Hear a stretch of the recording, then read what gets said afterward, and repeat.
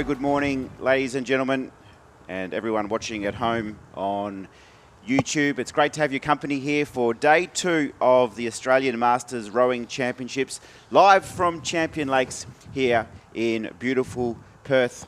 My name is Travis Jenkins, and sitting alongside me this morning is our expert commentator, Rob Glendenning. Rob, you look well rested. The back looks like it's pulled up really well after an exciting first day. Oh, absolutely, yeah. No, the back is good, and thank you for asking. Yeah, look, it is a beautiful day. We've had a bit of weather overnight, but it looks to be, although we're looking to where I'm imagining it comes from, and we might get a little bit of rain later. The radar's showing that there's going to be sporadic showers coming through. So, but the conditions out on the course at the moment are, just amazing. So, no wind. That's due to come up this afternoon. So it's going to be a very mixed day as far as the weather and conditions go. Absolutely, and looking ahead to day 3 and day 4, the wind looks to be light. There might be a few showers around for the next couple of days, but the wind is looking very favourable, which I think will put a smile on the face of all of our competitors who have turned up from interstate and internationally as well. We saw a few tyre crews yesterday here on the water, which was great to see. So there's the scene. It's a beautiful morning here in Perth. There was a little bit of lightning as I went to sleep last night, Rob. It was a bit cosy just hopping into bed, and as soon as my head hit the pillow, I was asleep after a big day 1. And now day 2 looks like it'll be very, very exciting, Rob. And looking through the program, it's great to see this morning we've got plenty of heats, which set up the racing really nicely yesterday, didn't it, when we get a first look at a few of the athletes and they come back for the final. Today we've got plenty of heats to look forward to. Oh, absolutely. And I'm just looking at, even in we're starting off with the women's D pair, but when we move straight into that men's D single, and just looking at the names that have popped up so many times in the record count, the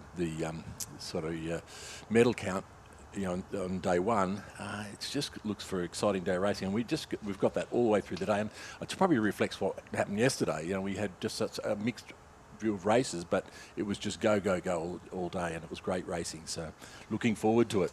The heat progression, when we have a few heats this morning with 3 heats. So the progression will be pretty fierce with only the top 2 going through. So that'll be exciting to see, and it will be really go from the start, won't it? Yeah, absolutely. And we're not getting the out to the grandstand at the moment, but certainly it's something the competitors have to be aware of. There's not a lot of chances here. You've got 2 in a 3 heat event.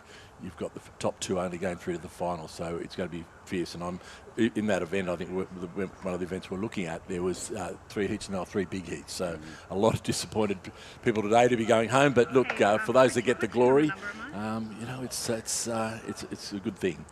And what I've really enjoyed about these championships, my first Australian Masters Championships, is just the opportunities that so many of the competitors get throughout the 4 days. They can turn it around, come back, respond to some disappointment if they get it, and they can get back into the water and prove themselves again. And it's just getting out there with your friends and having a great time. It's so exciting. And it's not all about winning. We watched the Thai teams yesterday, and just getting out here, that experience, and they were certainly. It was just such a great occasion for them, and such an exciting thing for them to do. So, and for other people that are coming here that aren't going to get first or second, might not get a place, but it's just the whole thrill of racing an Australian Championship on a course, which today is looking like this. Absolutely. So we're underway on day 2. Great to have your company here at Champion Lakes for day 2 action, and we're in the water now with the women's D pairs, and we have 4 competitors here that we have 2 heats to enjoy this morning. And let's take you through the lineup here. In lane number 3, top of screen, it is the ANA Rowing Club, represented by Alyssa Mansell and Rennie Bravelli. They've started well too, the West Australian pair. And then in lane 4, it's Dragons Rowing Club with Claire Farley and Saoirse Cruikshank in the boat, with Kathy Phillips watching on as coach. And then in lane 5, Fremantle, Sarah Belitho and Caroline Foster. And then in lane 6, bottom of screen, it's the New South Wales team from Glebe and Skilton and Emma Hutchinson, coached by Robin Mackney. And at the moment, it's the West Australian pair setting the pace early. Yeah, and Travis, I noticed that yesterday a number of these pairs in this 2 heats raced in the younger age group. And that's the great thing what Masters does. So if you've got particularly a pet event and you want to have a run before you actually get into your actual race. You can go in a younger age group and race in that, and that gets you that sort of bloods you into the course and what's going to happen. So it was a great it's a great initiative, and I know a couple of these and some others in other events have done the same. But we were down to the 500 metre mark, and that ANA crew they have currently streeted the field. They're out. I'm going to say. They're 2 minutes 03 through the 500, 6 seconds. So a bit over 2 lengths back to the next crew. Absolutely nothing in it. 0.62 and 0.85. Remember, only 3 of these go through. So that Dragons, Fremantle, Glebe tussle is going to get very real very soon. And for everyone watching back at home, it is absolutely perfect conditions. There will be a few competitors, I'm sure, who are thinking about coming to Perth, who will see these conditions and just be thinking, gee, I wish I was in the boat right now, because it is absolutely glorious here at Champion Lakes this morning. Not a breath of wind at the moment, which is fantastic to see. So it's Mansell and Brevelli just controlling this race. Brevelli is an important part of the Rowing WA fraternity. She does a lot of work for Rowing WA over here, and it's good to see her having a hit out on the water. She's put a lot of time and effort into preparing the program for this event, and she's doing it nicely at the moment. The Dragons have just perhaps edged just slightly clear of Fremantle, and Glebe at the bottom are still in it, because 3 will go through, so only 1 crew will miss out. There's the team of ANA, of Mansell and Brevelli. They're just controlling the race, and it's really nice to see the West Australians putting on a good show here. They won the Club 8s yesterday, the UWA team, and it's nice for the West Australians to get their opportunity on their home soil. Yeah, and what I like to see with this WA crew, the ANA crew at the moment, is that they're actually just lifted their rate. They're going for a little bit of a finish. They're sprinting, so they're practicing what they're going to, if they need to do that in the final. So it's not just ramming home the advantage. What they're trying to do is just make sure that they know that when they've got to do it in the final, that they've already practiced that out on the course today. So and they're looking very good. They've obviously spent a fair bit of time in the pair. I might be wrong, but I think I would count on that. But look, the race for second and third is very hot at the moment. We haven't quite got that picture, but it does look like Glebe is the one that slipped off the back. There we go now. Glebe has slipped off the back, allowing Dragons and Fremantle to come through, and they look like they will be the 3 crews going to the final. ANA, Glebe, ANA. I think we've got that a bit around, a bit twisted, because I think it was Dragons, ANA Dragons and Fremantle, and Glebe on this side of the course were the ones to miss out, Anne Skilton and Emma Hutchison. So congratulations, Alyssa Mansell and Renee Brevelli. You're on your way to the final, which is race 84, so obviously a little bit later in the program. So nice start to the morning for the ANA crew, as we now take a look at the second of our heats. So first 3 again. So we've got 5 crews here battling it out. Let's go through it for you from right to left. In lane 2, it's Torrens with Simone Ellis and Belinda Jankowiak. In 3, it's Adelaide University, Susie Ross and Angie Franku. In lane 4, it's Curtin, Fiona Bell and Alison White. For University of WA in lane 5, Liz Carson, Tamsin Keeville, coached by Ava Myler, the team there. And in lane 6 left of screen, it's the Leichhardt crew of Jennifer Zongor and Daniela Borget, coached by Steve Sherry. So they're left of screen, Leichhardt sitting at about 3rd at the moment. They're going to have to chase down Torrens and Adelaide University, who have both started really well here. Yeah, and we just had that drone shot off the start there. I could sit there and look at that all day. I got to say, it was so good. What we did notice in that shot, though, it highlighted the Curtin University composite with Fremantle were having a lot of trouble with their steering, and I think that's still the case. But it does appear this Torrens crew of Simone Ellis and Belinda Jankowiak have really shot out of the gates, and they're going and the Adelaide University crew trying to go with them. Now, I'm imagining that they have spent a fair bit of time rowing against each other. It's not that big a area down there and I think they're both out at Westlake. So they're certainly taking that challenge and getting away from the rest of the field. The big race is between University of Western Australia's Liz Carlson and Tamsin Keeville and the Leichhardt crew of Jennifer Zonga and Daniela Bourget.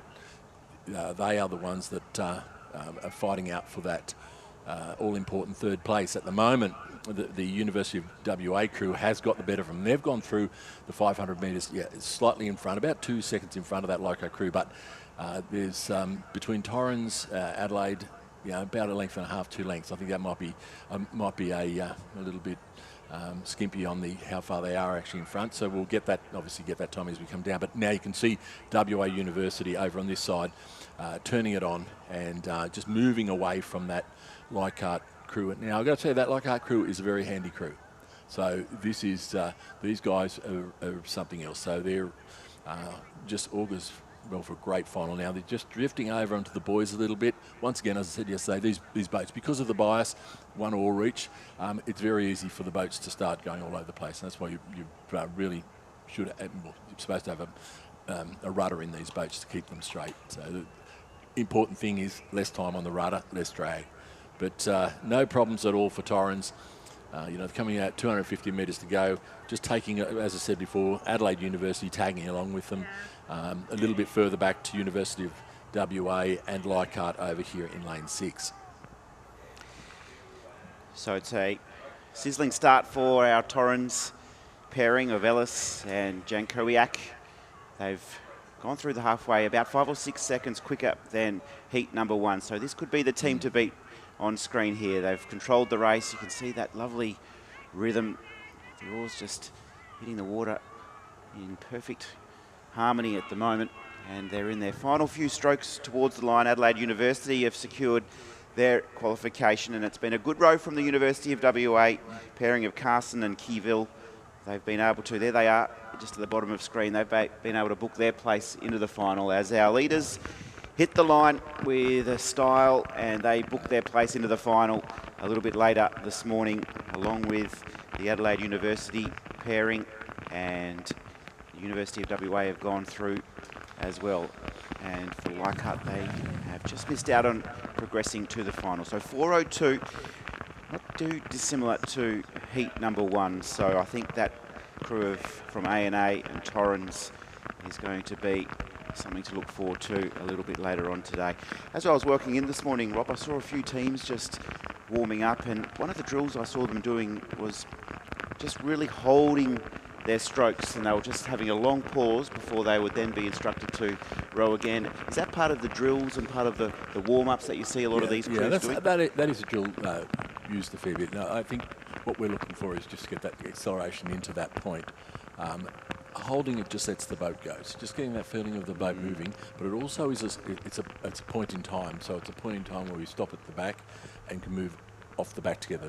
That we talked about yesterday, that all important thing about getting the bodies, the hands, everything moving in unison as they're coming forward. So that just is a drill. It just allows them to get clean out of the water. We call it a pause exercise. Hold that and go. A lot of people, it's very distinctive in some of the when we get to elite level that a lot of crews do it, and when they're rowing at low rate, it almost looks like they're pausing at low rate. They're not, but that's just that.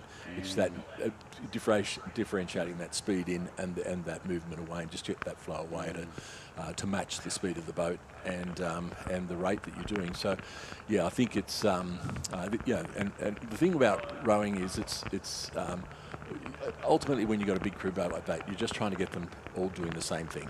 Now, sometimes it might be hard to completely change their technique. What you're trying to do is get them to do at least the same thing, and then you've got a starting point. You've got somewhere for them to work with. If 7 are doing the thing and 1's not, well, you're probably going to be a bit more direct with that person. But as a crew, that is just a good warm-up, and there's a whole myriad of warm-ups that different coaches will use, and at different times. So it's a very... Just as we're talking there, we have noticed a little bit of rain coming in. We're going to just get onto this race. So I'll just call out the roll call for the race first. Race 68, it's the men's Masters D single. And once again, we have 2 heats, so first 3 to the final. We have in lane 2, Swan River's Paul Griffin. In lane 3, Western Australia Rowing Club's Simon Wall. Lane 4, Newcastle's David McCready. Lane 5, Leichhardt's Terry Bridges. Lane 6 is North Esk's Patrick Bird. And lane 7, Fremantle's Damon Hanson Nahoy, and they're coming down to the 500 metre mark, and it's quite a close race. It's only really probably Fremantle's Damon Hanson Naapoi over here in lane 7. It slipped off the back a little bit, but question asked yesterday, Travis, about, will they cancel a regatta or stop the regatta for rain? And no, they will not. Introduce a little bit of lightning, and it's pretty dramatic. Everybody's out of there, but generally for rain they won't. Excessive wind they will. They're the sort of thing. So it's about safety and rollability, and rain. Unfortunately, you just get wet. But as we went through that 500 metre mark, no, we don't have any splits, but it does appear that Scullers in lane North-esque Patrick Bird, Terry Bridges over on this side appear to be about a length up on the sculler from the West Australian Rowing Club, Simon Wall, and a little bit further back to Swan River's Paul Griffin. So as we get a little bit closer, we'll be able to tell. Yeah, and looking at North-esque sculler, Patrick Bird, looking very comfortable, although Terry Bridges from Leichhardt next to him is just stepping it up. Terry, a former New Zealander, I think he was in a national team at one stage some while ago, and he's a very, very handy sculler. So as are all these guys. This is a, as we said, a quality field in these D's and E age groups in both men's and women's.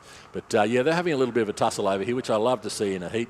Remember, 3 go through, so they're just making sure they're going to get through safely. So the one that's really got to do a bit of work if they're going to get in the final is Paul Griffin, but I just think he's a little bit too far back.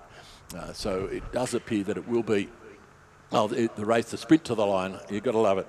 Patrick Bird from North-esque will cross the line just in front of Terry Bridges, and about a length behind will be Swan River's Paul Griffin.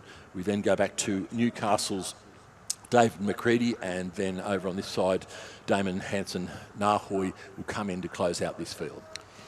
There's Damon just going through the line there. I spoke to him yesterday as he was leaving, and he was heading home for an early night in preparation for today. He wasn't feeling too hopeful about making the final in this event. He'll be back a little bit later on, Damon Hanson Naapoi, to contest in a pair. So big program for him. He was also rowing yesterday, like many of our competitors, and he won't progress to the final. But good to see Terry Bridges go through. He finished second last year in the final, and Patrick Bird finished third. So they were both on the podium last year, those two men. So they've booked their place once again into the final, as we now move to the next race, and the defending champion is featuring here. It's Dale Hawkins from the ANA crew. He was the gold medalist last year. He's second from the left of screen and has started pretty well. Let's quickly go through the lineup for you. We have Brad Smith from Newcastle in lane 2. It looks like lane 3 hasn't made it to the start line today there, Rob. Yeah, it does appear he's missing. Nick Inglis from Yarra Yarra. That was a name that featured very prominently yesterday, didn't it? And so he's backing up this morning nicely to try and make this final. Dale Hawkins from ANA Rowing Club, the West Australian club. He is the defending champion. And then Gregor O'Nions from Melbourne, also a very good rower too, is featuring here. So a bit of a loaded second heat, so it's going to be pretty tough to make it through to the final. But at the moment, it looks like the favourites have all got away pretty well. And for Hawkins, coming back to defend his title here on his home ground, he'll be pretty hungry to put on a good showing today. Oh, look, I'm sure. And just a bit of a thing with the because they don't do it on a prognostics or past results and put them into the final. It really is the luck of the draw. You could end up with the 5 best scullers out there in the same heat, and we often see that, and as such at world rowing level and at national level, they've moved to first only gets through, and then it's the next how many places the fastest crews to go through to the final, which is a much fairer way of doing it. So if you happen to score a slow heat, you've really got to push all the way to ensure that you get a place in the final. So at the moment, we've got these 3 over on this side. So it does appear that it's the Melbourne, ANA and Yarra crews that are looking the goods at the moment. And Dale Hawkins has just got out there in front now. He's just going to show them that who's the boss around here, right? I'm the defending champion, and I've still got it. So he's moved out now to about a length over the other two, which are either side Yarra Yarra's Nick Inglis and Grigor Nines. And right over the other side, not out of it totally, Brad Smith, and he is certainly, knowing Brad well, he will be working extremely hard. He won't give up, and he has a really big finish.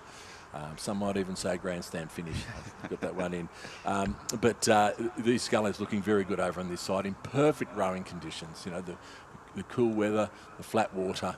They'd be really enjoying this. And these guys all look to be reasonably tall as well, which is a great trait when you're sculling, although there have been a few notable exceptions at World Championship level of late, where shorter scullers are getting into it. But here comes the distinctive lay back over there on the other side of Brad Smith. Yeah, he's got leans back a fair way in the boat at the finish, and has always done that. But it's worked for him, so he uses that to his advantage. So the race is on down here now. It does look like Nick Inglis from Yarra Yarra has just kicked it up a bit. As we said, Brad Smith is coming home like a train on the other side, and I think they'd say the Gregor Nines needs to look across, because he's coming back.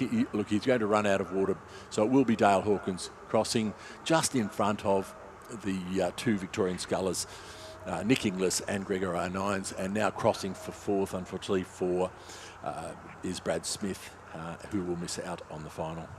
So 3:58, slightly slower than Heat 1, which was won by Bird in 3:56, but still a nice showing there from the defending champion, Hawkins. He's going to head to the warm down area and prepare himself for a big final, and that's going to be a sensational race a little bit later on. Rob, have you spent much time down at the Newcastle Rowing Club? I have never been to the Newcastle Rowing Club now, and I've recently moved, and I'm not too far away from it. I spent a bit of time out at Endeavour Rowing Club, which is out on the beautiful Hunter River, Oasis Newcastle. But now, I having known quite a few of them, Ben Homer down there, something I'm going to have to do in the near future, I'm sure. But Newcastle is a very progressive town. It's moving ahead in leaps and bounds, and they're about to do a big development down the club end of town. So it's going to be very good for the area and very good for rowing, we hope. Now, this was one of the featured events on the program today, because we have 3 big heats, terrific representation from all clubs here in this event. It's the Women's Masters G pairs, and we can see in the sculls and the doubles, and we can see that the Exeter Composite crew have started pretty well. That's Louise Phillips and Julia Wood who are leading the way. But let's go through it from top to bottom. In lane 2, Commercial, Barbara Hall and Louise Street. In lane number 3, it's the ANU Composite team of Amanda Cavill and Elaine Bissica. And then in 4, the Perth Composite crew of Evelyn Bowen and Celia Cornwell. In 5, our leaders early, the Exeter Composite, Louise Phillips and Julia Wood. And then at the bottom of the screen, it's Bunbury's Michelle Cox and Pina Barbara, coached by Chris Iredale. So it will be just the first 2 to go through to the final, and it's the Exeter Composite and Perth Composite crews at the moment setting the pace. Commercial top of screen, just getting into their rhythm now and looking like they're prepared to mount a bit of a challenge. Down there in lane 5, just a little bit close to the markings there, the Exeter Composite crews. They've just had to get things back on track, and they look like they've done that nicely there, Rob. Yeah, absolutely. They just got a bit wayward with the steering, but have regained that and back on their way. It does look like these 2 crews out in front have the look over the rest of the field. So their strategy was obviously to get out there, establish a position early, understanding that only 2 are going to go through. You know, if you're sitting back there and you look around at the 500 metre mark and you're in 3rd or 4th, yeah, it's quite a demoralising thinking what you've got to do over the next 500 if you want to get back there. But we've just going through the 500 metres now, and we have the Exeter combination just about a second over the Perth Western Australia combination. Another length and a half back to Commercials, Barbara Hall and Louise Street, and then it's probably about 3 or 4 lengths back to the following crews. So it does look, and we've got ANU, Manning River and Bunbury coming through the 500 now, but they're about 3 or 4 lengths behind the Commercial crew. So this is where the race is. The race is right up here on the top of the screen with the Louise Phillips and Julia Wood and Evelyn Bowen and Celia Cornwell, and looking very good at the moment. Yeah, there are a few steering bit of steering, we'll call it that, in this crew from Exeter and Melbourne. They're crossing those buoys again, certainly pulling around to this side. We notice even the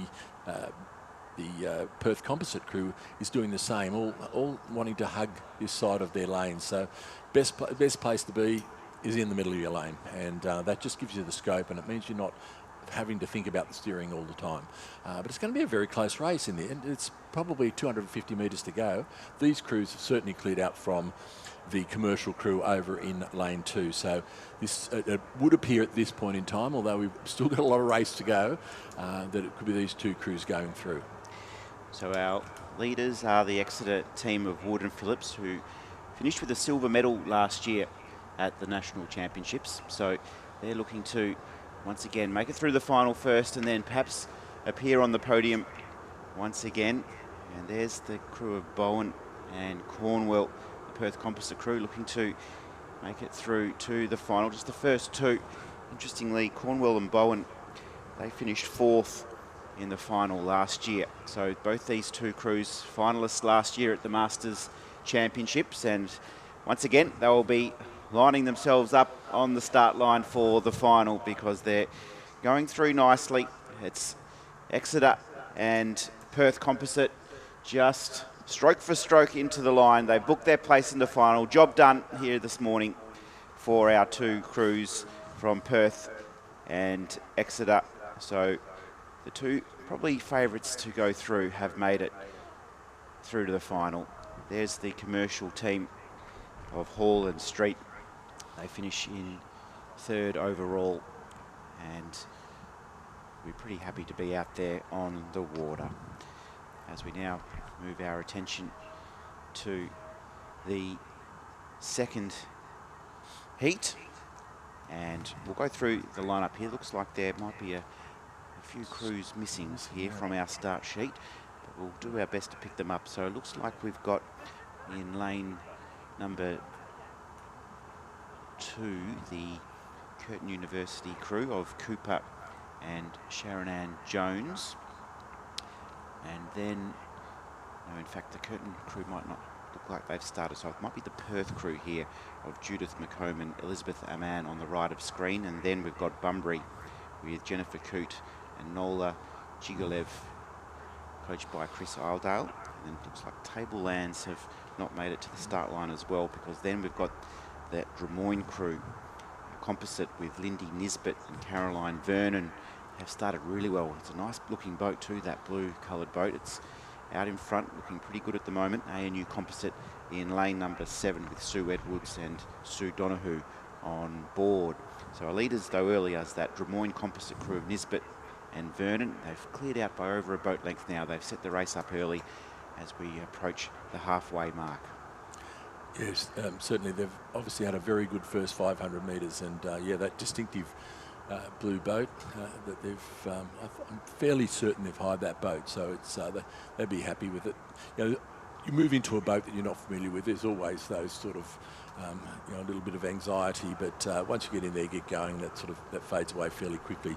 But it doesn't look like the Drummoyne composite of Nisbet and Vernon and the Bunbury rowing clubs Coote and Jigolev have cleared out from the field. Still with a chance though is the Perth rowing club crew, but with 400 metres to go, if they're going to sprint, now's the time.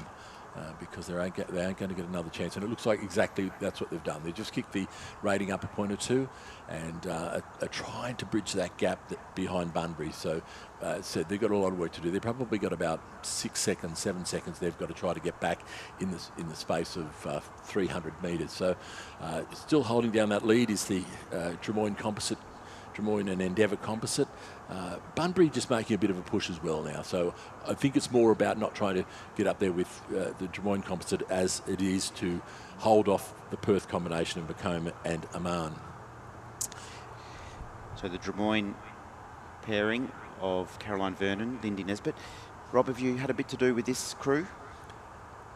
Actually, I have. So I coach Caroline regularly, and I used to coach Lindy, but Lindy was but they were both at Drummoyne Rowing Club. Lindy was a long-time administrator in that club, I guess you'd call it, and board member, and she's moved up to the beautiful Stockton, which is a place north of Newcastle, big beach there, and but they use every opportunity they can to get together and have a paddle, so which is great to see them out there. And you know, I would argue that every time Lindy goes out there with Carolyn, or Verno, as we know, she learns a few new colourful words. So we were laughing about that yesterday with Carolyn's husband. But look, they've just punched it up a bit, so they're just looking for that a little bit of a lift as they come into the line. Probably only about 7 or 8 strokes to go. They're looking fairly comfortable, as are the Bunbury crew. I'll just stress that they are looking very comfortable as well. The attempt to come back by the Perth crew, you know, they just ran out of steam. They just couldn't keep it going. It was just too big a bridge to cross. So will be Drummoyne Composite, followed by Bunbury. They're the 2 crews going through to the final. Great row by the Perth combination, but just not fast enough on the day. And so they get a rest for the next hour or two. And ANU Composite of Edwards and Donahue just coming across the line now. Sue Donahue there in the stroke seat, coming across the line to close out this field. So a 4:31 winning time for Nisbet and Vernon, which just slightly outside, but only slightly outside the winning time from Heat 1, which was 4:29. So, and also the Perth crew in that first heat rode a 4:30. So we've got 3 crews within a couple of seconds of each other at the moment. So the final is just going to be one for the diary a little bit later this morning, just to pencil that one in. We still have 1 heat remaining. Here it is on screen. This is the 3rd and final heat. First 2 to go through, 5 to contest, and we'll take you through the roll call now. At the top of the screen in lane number 2, it's the Melbourne pairing of Irina Benjamin and Lisa Gandolfo. In lane number 3, Ulverstone Composite, Eve Beecroft and Gina Anderson. In 4, Corio Bay, Mandy McRae and Pam Westendorf. In 5, St George Composite, Jacqueline Dijon and Christine McCready. They've been in good form with these championships already, so that's a strong pairing. And then the Perth Composite crew of Michaela Main and Carolyn Finelli, representing Perth and Fremantle rowing clubs. So we're away, and it's the St George team who have bounced out well and are in front just by probably a quarter of a boat at the moment. The Perth Composite team sitting in 2nd, and then right of screen Melbourne are in 3rd, Corio Bay, and then Ulverstone Composite not too far away there in 5th position at the moment. In the early stages though, it's the St George team just looking really nicely, nice and composed. But as I say that, they've just wandered a little bit close to those boys. They might actually collect one as they go through here. They've got it back on track. You can see the boat just coming back to the centre of the lane. Who's controlling that, Rob, and where does that power come from just to move it back to the centre? In that instance, because the bow person has got the leverage, you're probably better, because you don't want to have any sharp turns. So you're probably off better just the bow pulling it around. So more likely, if they're rowing at full pressure, they just take the pressure off their right hand oar, and that just brings it across. You know, if a well-drilled crew will just automatically do that. As they come down there, they'll just compensate. Because these guys don't row together very often, you're going to see this, you know, where they've just got to try to work out those, you know, those sort of calls and how they actually manage that. But, you know, look, I think that this Dijon-McCready combination is a quality combination. I'm a little bit surprised. I thought the Corio Bay crew with Pam Westendorf, I think she's an ex-national representative, and Mandy McRae, I thought they might have been a little bit closer than this. So it may well have, this pace off the start may well have just caught them on the hop. So there is a tussle back there, but needs to be in the first 2. So the game plan or the race plan for these 2 crews over on this side, the Perth Composite and St George Composite, is just what they needed to do. Get out in front and then hold on to that position. So. And Rob, is that a skill that a lot of the crews would practice? Is that manoeuvring during race pace, that ability to come off the lane rope at certain times? Probably not enough. Right. Yeah, they practice it on race day. I think that's the practice on race. Look, you wouldn't go with the expectation that was going to happen. As we mostly row, like you know, on the Swan River here, we know, for most places, the Yarra River, you know, down the Derwent or where the waterways are all bendy. So you know how to turn a boat. Typically on a big river, or even a small river, the turns could be quite tight. So it's just trying to temper that technique so that you just get that nice easy move back in the boat. You don't want the boat being sideways to the finish line. That's certainly not a fast way to go. But we're just watching that McCready-De Jong combination there, and they look really comfortable. They've do we have a thing from last year, a result last year on this one? I would suggest they could have rode this last year, but they've dropped their rating right down now, so they're not going to push themselves overly hard in this race. And I think now the Perth composite of Michaela Main and Carolyn Fennell have also looked across and thought, this is looking fairly comfortable. Probably 3 crews behind them that are only about a length behind them might argue that that's not the case, but they've just kicked up. They're going to make sure of their position. The crew from Corio Bay are coming home very fast, as are the Ulverston and Derwent Mercantile Collegiate composite on their right-hand side. But no worries at all for St George composite of Jacqueline De Jong from Riverway and Christine McCready from St George Rowing Club, coming down with about 2 strokes to go, and they will cross the line to get the first place into the final. Followed quite closely in the end. So one of the Perth composite scullers stopped rowing before the line. Not a great idea. They will come across in second. Will be Corio Bay, followed by Ulverston composite and Melbourne. So the crews going through the final will be the St George composite of Jacqueline De Jong and Christine McCready, and the Perth composite of Michaela Main and Carolyn Fennell. So the final has been sorted out quite a bit faster here in Heat 3, a 4:19, the winning time. The previous heats were won in 4:30 and 4:31, so that is quite an interesting difference in time, isn't it? They look pretty comfortable out there in front, so it'll be interesting. But I do suspect the crews in that first, the Des Moines composite had a bit more, and the Exeter composite from the first heat have a little bit more. Now, whether they've got that 12, 13, 14 seconds, we'll be interested to see, because I dare say that combination there has another 8 or 10 seconds in them. So the final will be very interesting. And congratulations to Michaela Main and Carolyn Fennell from that Perth composite crew. Finished second in that race. They make the final for their 2nd year in a row. So congratulations to them. That's a great achievement.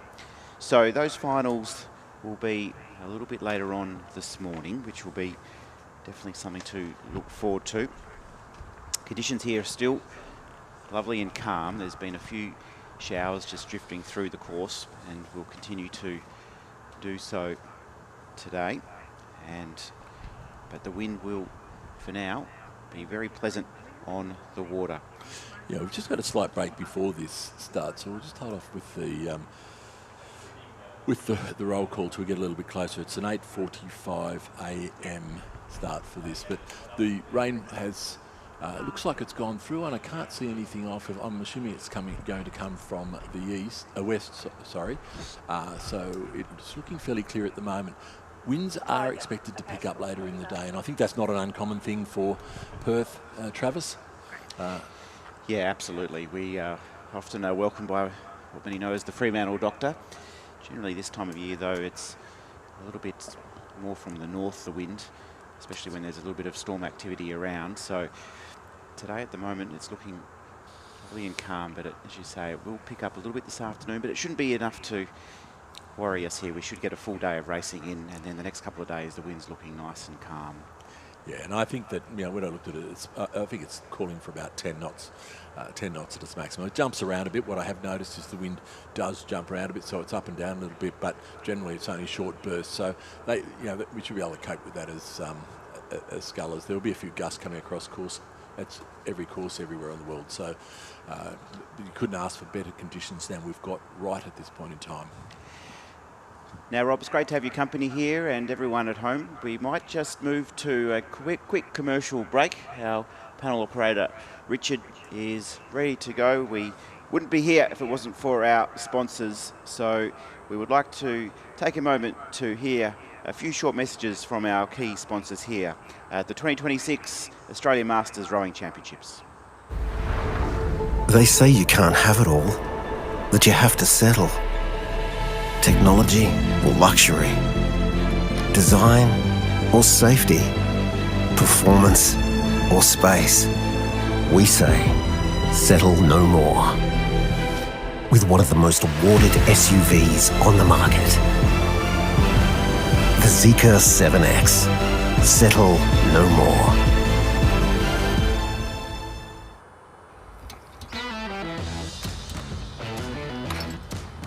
Looks good, eh? Ken O. What was that, love? I said Ken O.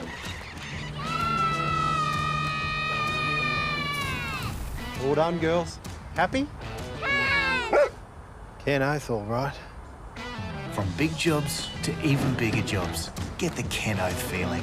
Kenouts make your job easy.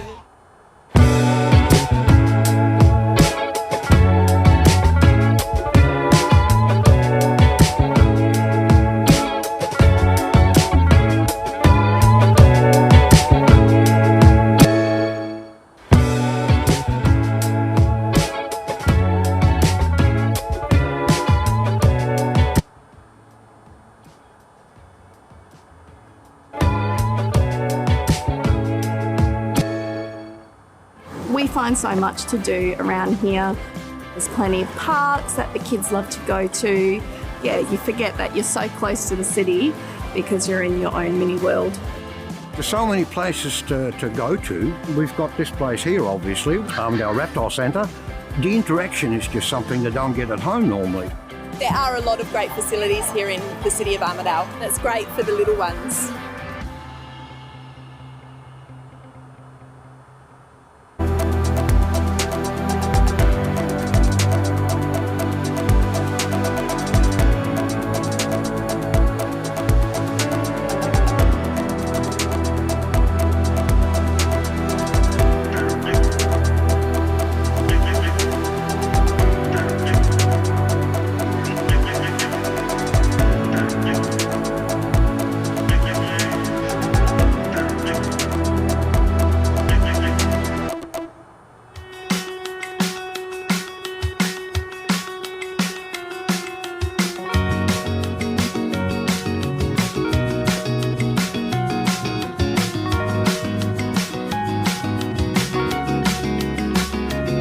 As I'm rising, my stomach's flipping.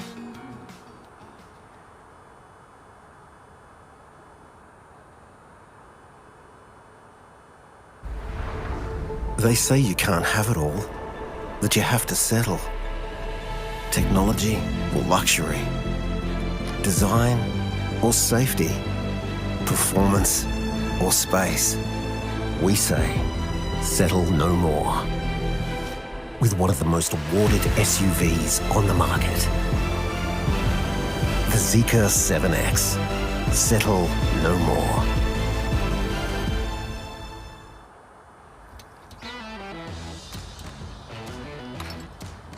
Looks good, eh? Ken O. What was that, love? I said Ken O.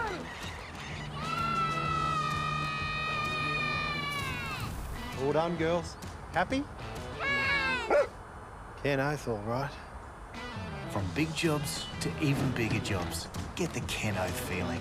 Kenouts make your job easy.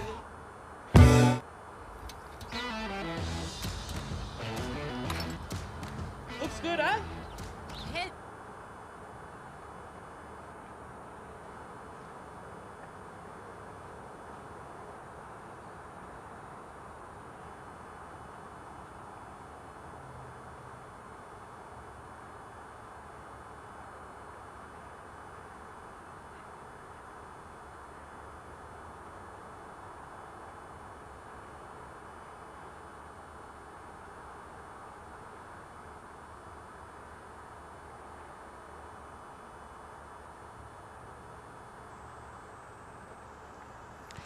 And welcome back to Champion Lakes. It is day 2 of the 2026 Australian Masters Rowing Championships. Rob Glendenning and Travis Jenkins taking you through. Just having a very interesting conversation here with Rob off air, just around the footwear, Rob. And I asked the question about the Achilles heel has been removed from the Bont rowing shoes, and it's all very scientific and everything is very purposely done, isn't it, in the Bont shoes? Yes, well, you've got to, you really need to have a shoe that is very functionally and effective performance-wise, but also you've got that safety overlay. So that's the very important part of rowing. As I think I mentioned to you, in a catastrophic fail of the boat, where the boat rolls over, you're underneath the boat, and as I said, your thought processes aren't so to think, oh, I'll do this. You're upside down, you're tired, you're swimming about, and on Sydney Harbour or one of those sort of places, you've got other things to worry about. So you want to be able to get your feet out. So it's how you get that. It's how you combine that safety with the performance angle. That cutaway is mostly so that it doesn't hook your heel when you go upside down. So look, there will be still instances, because of the angle you come out or whatever, in all rowing shoes, that you will get caught. But it's just a feature of those rowing. And as I said to you, in all rowing boats, part of the getting on the water here, and I believe they will have checks here, is that you've got to have your strap across the shoes that release the Velcro very quickly, and also heel ties, so the heels only come up to a certain height and then they stop, so that if you do get upside down, they'll open up, the tether will stop them going any further, and your foot will pull out. So pretty simple safety things, but very, very necessary, because at the point you actually need those, you're likely upside down, so and you're in water, so you need to get out of that fairly quickly. And is footwear compulsory in rowing?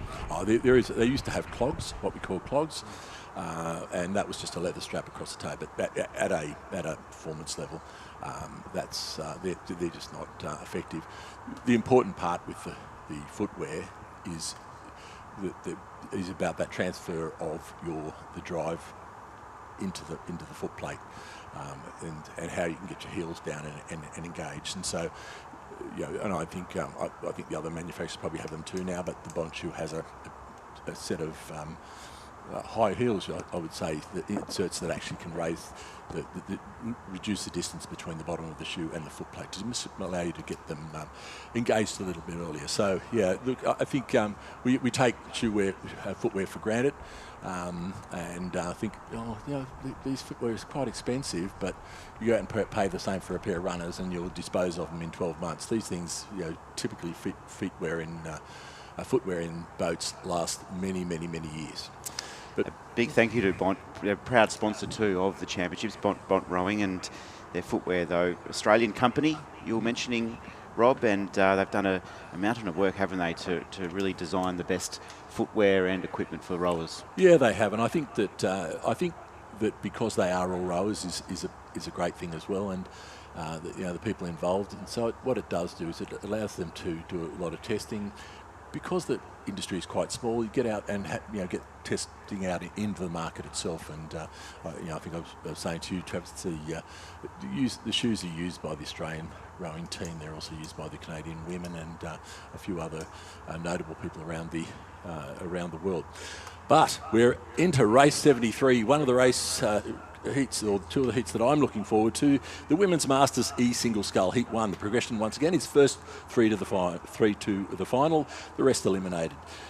In lane 2 we have ANA's Michelle Blake. In lane 3, Balmain's Anya Weaver. Lane 4 is Melbourne University's Penny Rattray-Robertson. At lane 5, Newcastle University's Jules Bosco. Lane 6, Windery Ballarat's Leanne Martin. And in lane 7, Torrens' Simone Ellis. So this is a quite quality field, and I did think that Simone Ellis would get away very strongly, and she has indeed done that. She's stepped out to a good lead over the Windery Ballarat sculler Leanne Martin, and certainly those two looking to try to consolidate that first two places. I will say though, Anya Weaver there in lane 3 is not far out of it. Anya's problem is she's drifted onto the buoys. She's either going to get, so the buoys are right next to the boat, or that she gets away from them because it's her blade is actually hitting the buoys, and that's while it might not necessarily cause any major action in the boat, what it does do is it's just something you become aware of, and it just rides on you as you come down, and that has allowed some turns and twists and turns in her steering, has allowed the Newcastle Uni's Jules Bosco just to come back at her a little bit. We can see that third from the left of the screen. So the progression is first 3 across the line into the final, and it's Simone Ellis, silver medalist last year in this event, so she'll be looking to upgrade this year. She's got a big task though, because Renata Ichima, who'll feature in the second heat, is defending champion and will feature prominently, you'd think, in the second heat, coming up immediately after this race.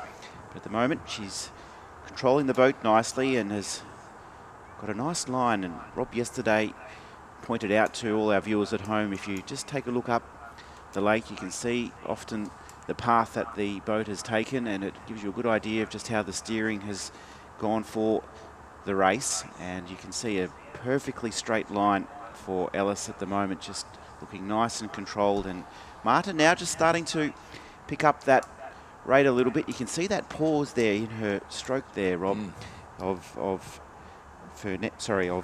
Martin from Mundari Ballarat. Just a lovely pause there as she comes through, and it looks very comfortable out there for her also. Yeah, so what she's trying to do is reduce the rush off the back, that could induce rush down the side. So it's just allowing technique to allow them to get that flow in the boat and less disruption to the flow of the boat. We can just look at this boat now with, we've got Simone Ellis on screen now, and what we can see is very little of the bow bouncing up and down. It's going up and down a little bit, and that's what we're trying to do, trying to get the boat to sit as flat in the water as we can.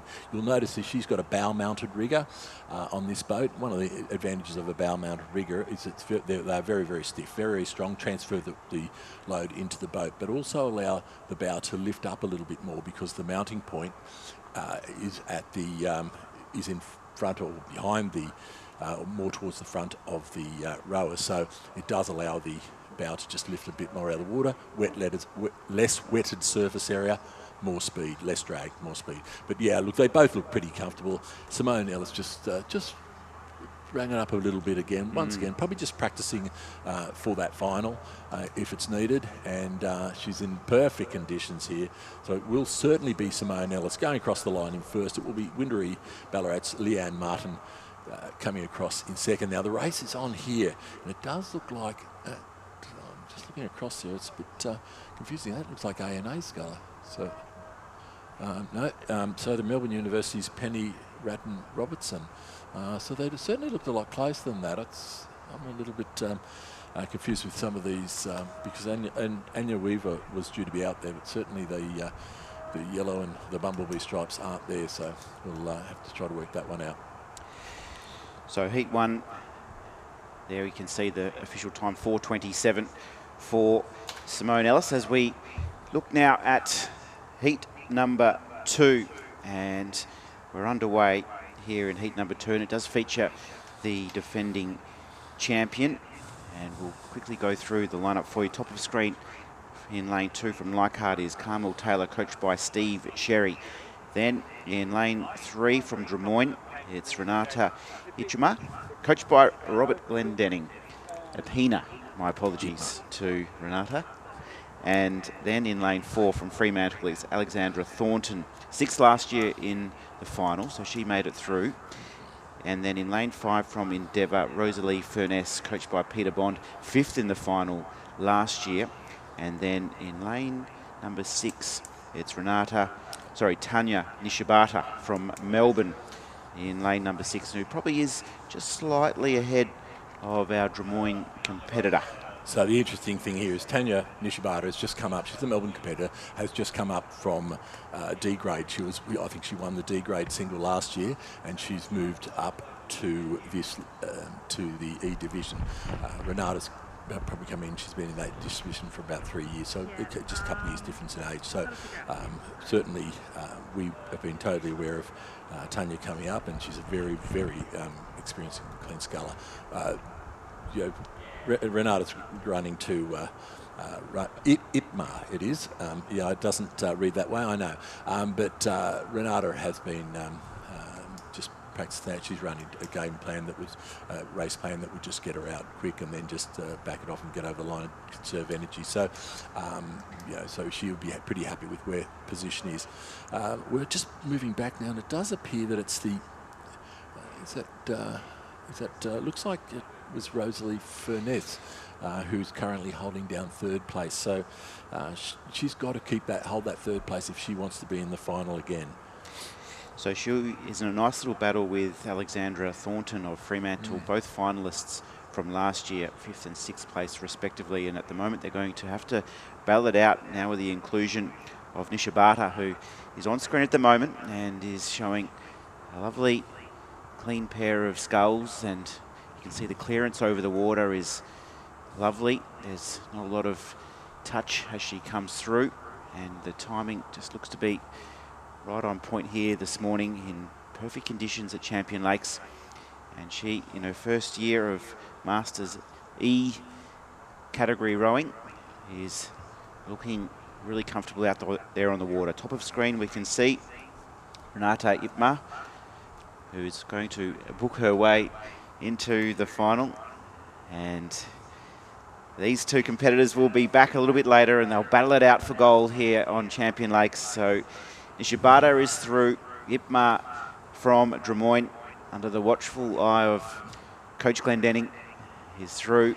And then in the end it looks like Rosalie Furness has just been able to row over the top of Alexandra Thornton to go through into the final. So congratulations to Rosalie Furness and Coach Peter Bond coming in to the final a little bit later on this morning. So 4:23, the winning time for Nishibata. A solid hit out, and we'll look forward to seeing her back here on the water a bit later this morning. Yeah, look, I think that final, that combination of Simone Ellis from Torrens, Ipma from Drummoyne and Nishibata from Melbourne Rowing Club is going to be a great one to watch.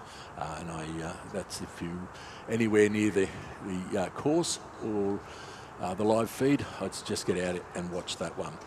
There'll be race 92, which will be featuring at 10:40 this morning. So not too far away, actually, only an hour and a half sort of turnaround. Okay, and we're on to race 75, the Men's Masters E pair. In lane 2, we have ANA's Stuart Clark and Robert Boylan. In lane 3, Hawthorn's Shane O'Connor-Smith and Conrad Tulloch. In lane 4, University of Western Australia's Alex Harrison and Andrew Brown. Lane 5 is ADF Rowing's Chris Austin and Jeffrey Squire. And in lane 6, Manning River's Glenn Herbert and Paul Hawke.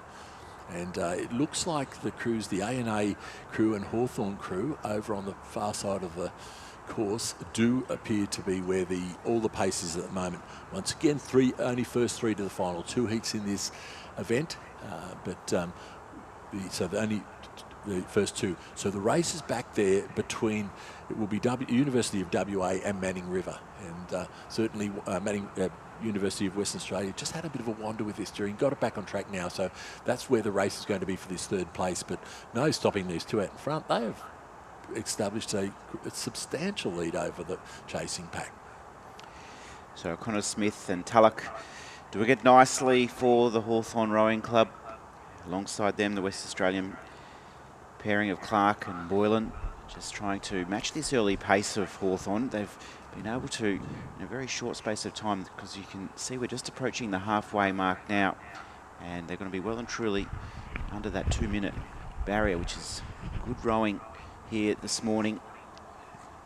As I've mentioned, the conditions, a bit of sunshine now and very calm. So A&A holding 2nd, and then it's Manning River who have just secured that 3rd position for now. The University of WA, you can see them in the middle.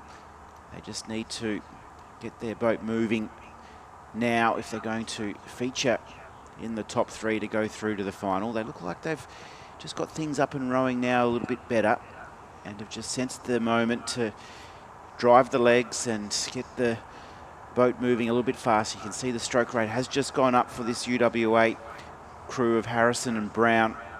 Our leaders, though, continue to do it nicely in the heat row this morning. It will just be a good little hit out to shake out the cobwebs and roll through a little bit of technique and get the boat moving nicely in preparation for the final a little bit later on. So the Hawthorn team, as we like to see in the heats, just to push towards the line a little bit faster and just do a bit of practice just in case the speed is needed a little bit later this morning. Yeah, absolutely. What we are noticing about the Hawthorn and the A&A crews is the length they're rowing. They're rowing a lot longer than the two crews, the crews from University of Western Australia and Manning River. So, it's important. As we get tired, we all tend to shorten up. Tend to shorten up in the boat. We really want to keep that length out as long as we can. Just get into that rhythm that allows us to get that, be very consistent with our length, our hand outs, all those things, and certainly that is working for O'Connor Smith and Tulloch now, and they are just, as we can see there, they're just cruising, and they've just had a bit of a look around. They know they're home in this one. I just think just got a blind spot here, but they're coming down to the line now. So it will be the Hawthorn combination of Shane O'Connor Smith and Conrad Tulloch in first. The A&A's Clark and Boylan in second. A bit of a race early on between Manning River and University of Western Australia, but it will be the Manning River crew third across the line and into the final, followed by University of WA and ADF rowing. So bang on 4 minutes for the Hawthorn crew, and that has set the standard for the final as we now take a look at heat number 2, which is underway. It does feature the defending champions from last year in this E category. It's the Melbourne pairing of Tobler and Harrison. They're rowing here in lane number 4, second from the top of screen, and they've started well out of the blocks. Let's go through the roll call for you. On their outer side in lane number 3, it's the old Scotch collegians of Flecker and Matthias. And then it's the Melbourne crew, Tobler and Harrison, the defending champions. And then in 5, University of New South Wales, Andrew McEnroe and James Halliday. And then in lane number 6, left of screen, it is University of WA composite crew of Simon Wall and Thomas Warner. Just before we get onto those crews, a mistake that I've made for many years, Andrew McEnroe. He pointed that out at the airport the other day. He claims it was all in friendly thing, but I think there was an underlying message there. So I'm passing the word. It's McEnroe, but it's only one of these crews to miss out. So at the moment, it's very tight between well, it was a little bit tight before, but they seem to have dropped off the old Scotch collegians of Flecker and Matthias just in the last 200 metres. And this crew from, as we mentioned earlier, Tobler and Harrison, defending champions, they are looking very comfortable there. And certainly Matthew Harrison was for a long time, I think, stroked the Victorian Masters 8, and certainly knows how to finish fast. So I would be surprised if they don't have a little bit of a kick in a little while. That combination of University of New South Wales, Andrew McEnroe and James Halliday, have been faring very well, and but I think the University of Western Australia composite of Wall and Warner, because we probably don't get to see them as much on the East Coast, they will be throwing out a little bit of a surprise, and I think both these crews on the other side will be thinking, oh well, we got a bit of work to do once we get to the final, because they are not going to be easy to beat. So they're looking very comfortable here. The race right down once again, drifted over the boys again. I guess it's all part of that. Not rowing together a lot. And there's no penalty for that, Rob, if you don't remain within your lane? So there's only a penalty if you go across a lane and impede another crew. But unfortunately, it's more like you impede the other crew, you affected their race, and by the way, you won't be included in the results. So that's, as I said yesterday, that's the only time the umpire will step in. If there was a crew that was going to get impeded by them drifting across the lane, he would head them back. Otherwise, it is the rower's responsibility to stay on course, and sometimes you'll see them cross 2 or 3 lanes. But you can see from there, you can see here that they are just cruising. These guys are just cruising towards the line. That's a very confident combination right there. They don't look like they're going to lift it all. I just see a little bit of a effort come up in the, probably not a lot of rain, just a pressure increase in the other 2 crews, so the chasing crews. But clearly these 3 crews are those going through to the final. So auguring well for a great final, because this is a quality field again. So it will be the University of WA, Western Australian Rowing Club combination of Simon Wall and Thomas Warner, who will take out first place. Was the Melbourne combination of Tobler and Harrison in second, followed by the University of New South Wales combination of McEncroe and James Halliday. So 3:54, the winning time. Slightly quicker than heat number 1. That was 4 minutes bang on for O'Connor Smith and Tulloch. So the gauntlet has been played for Simon Wall and Thomas Warner. They're into the final and they look like they will be pretty hard to beat. But as Rob mentioned, there was a couple of crews there just cruising towards the line, just saving a little bit for the final, which is race 94. That scheduled time will be at 10:50 Western Standard Time this morning. So 10:50, the final for the Men's Masters E Division. So we're well underway here on day number 2. It's been a terrific start to a competition this morning. Heat racing, it really does just whet the appetite, doesn't it, when you get a look at the crews before they prepare for the final, and you can just see that it's not always easy to get through to the final. You have to do a bit of work, but it's just nice to see the opportunity here this morning. Yeah, and I'd have to say, Travis, the crews that we've seen to get through on the rowing and seeing how they're not having to work overly hard, but they've still got a lot of boat speed, augurs well for some great finals in all the events we've seen today. It's going to be, I'd suggest that those finals are going to be fast and they're going to be very close. Little bit of frustration. We've got a 15-minute gap here, and that's all related to how the system does the draw. So it'll pick up if there's some oars people that don't have a tight enough, the turnaround is too tight, and it'll create a gap in the program. But they don't do it. They'll do it to a point. I think they review every time it does that and say, well, should we do this or not? They've decided to. In this instance, the 15 odd minutes between races. The frustration is the conditions are perfect. You want them out there racing.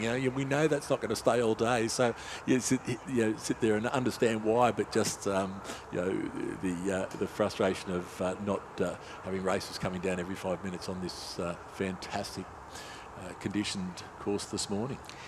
Great to have your company wherever you may be watching through the YouTube live stream. It's Rob Glendenning and Travis Jenkins taking you through this morning's Day 2 action of the 2026 Australian Masters Rowing Championships.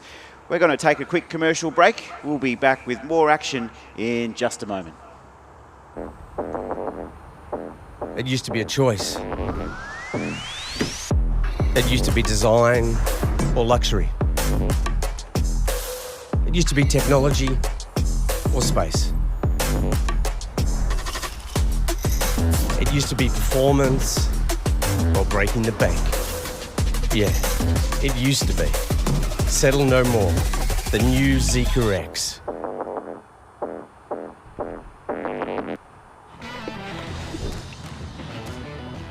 Looking good, eh? Cano. What do you think, Nonna? Giramento de K. Hey, boss. Kenneth sorted. All good? Kenneth. From big jobs to even bigger jobs, get the Keno feeling. Keno. Cannot make your job easy. Food's fantastic in this region. I mean, we've got, I think, a mini Swan Valley brewing up here.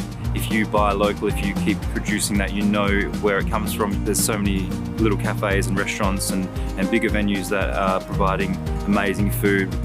We have a lot of really special places around here, cider houses, mini breweries. It's the entrance to the valley, and where else, can you get this beautiful scenery and, most importantly, good food.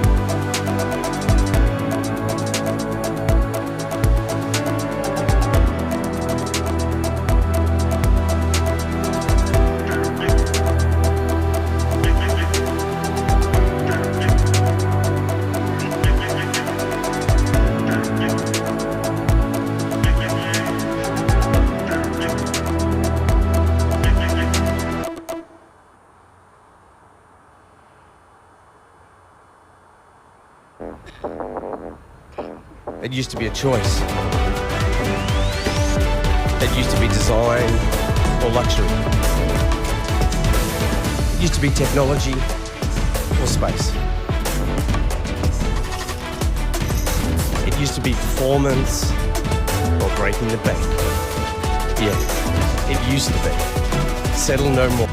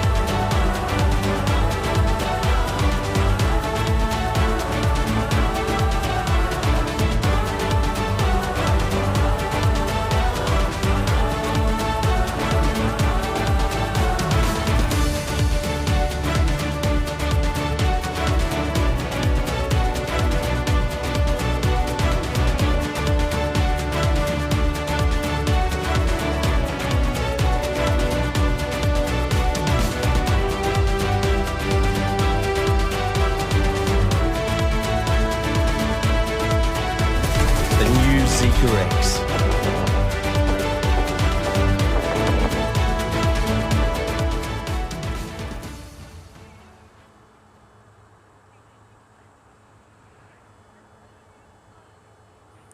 And welcome back to rowing for the racing after that short break. And we're in Champion Lakes in Perth, just south of Perth, for the 2026 Australian Masters Rowing Championships. And thank you again to Rowing WA for supporting and holding this event. As I said, if we could just take a snapshot of these conditions out there and carry those through for the next couple of days, we'll be very, very pleased. We can move on to race 77. It's the Women's Masters C Single Scull.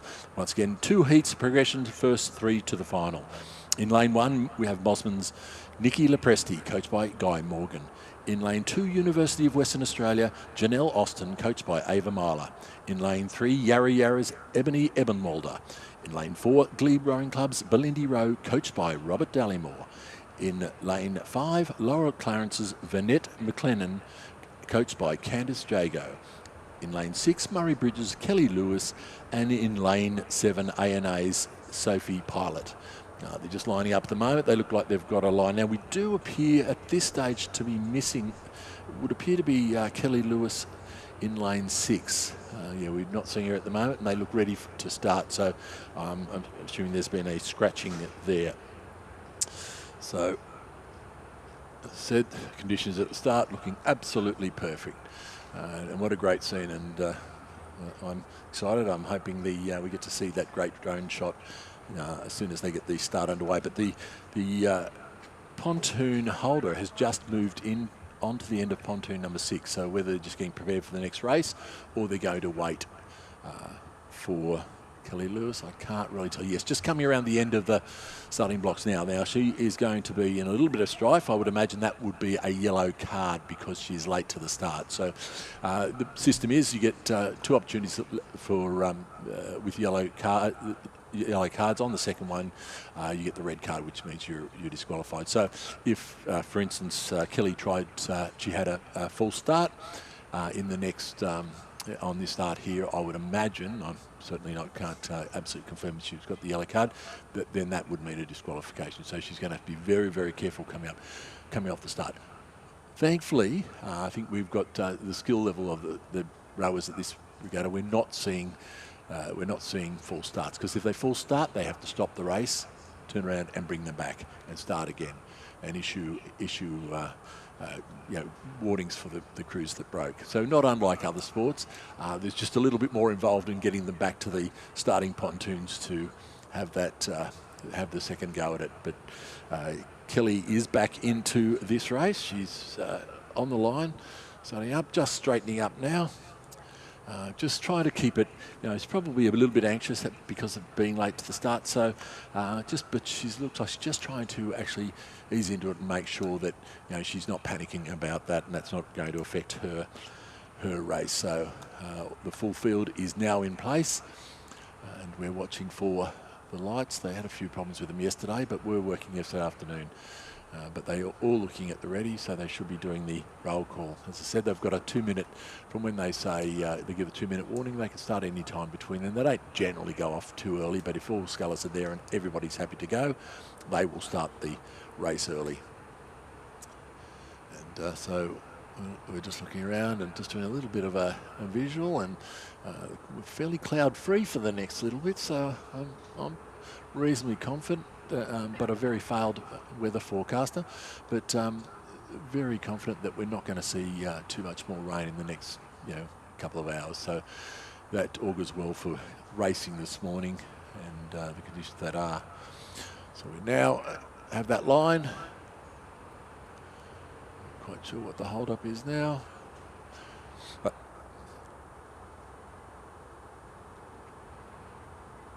yeah, so we can see the umpire boats. You'll notice the umpire boats are off to the side of the course. They're stationed down the course.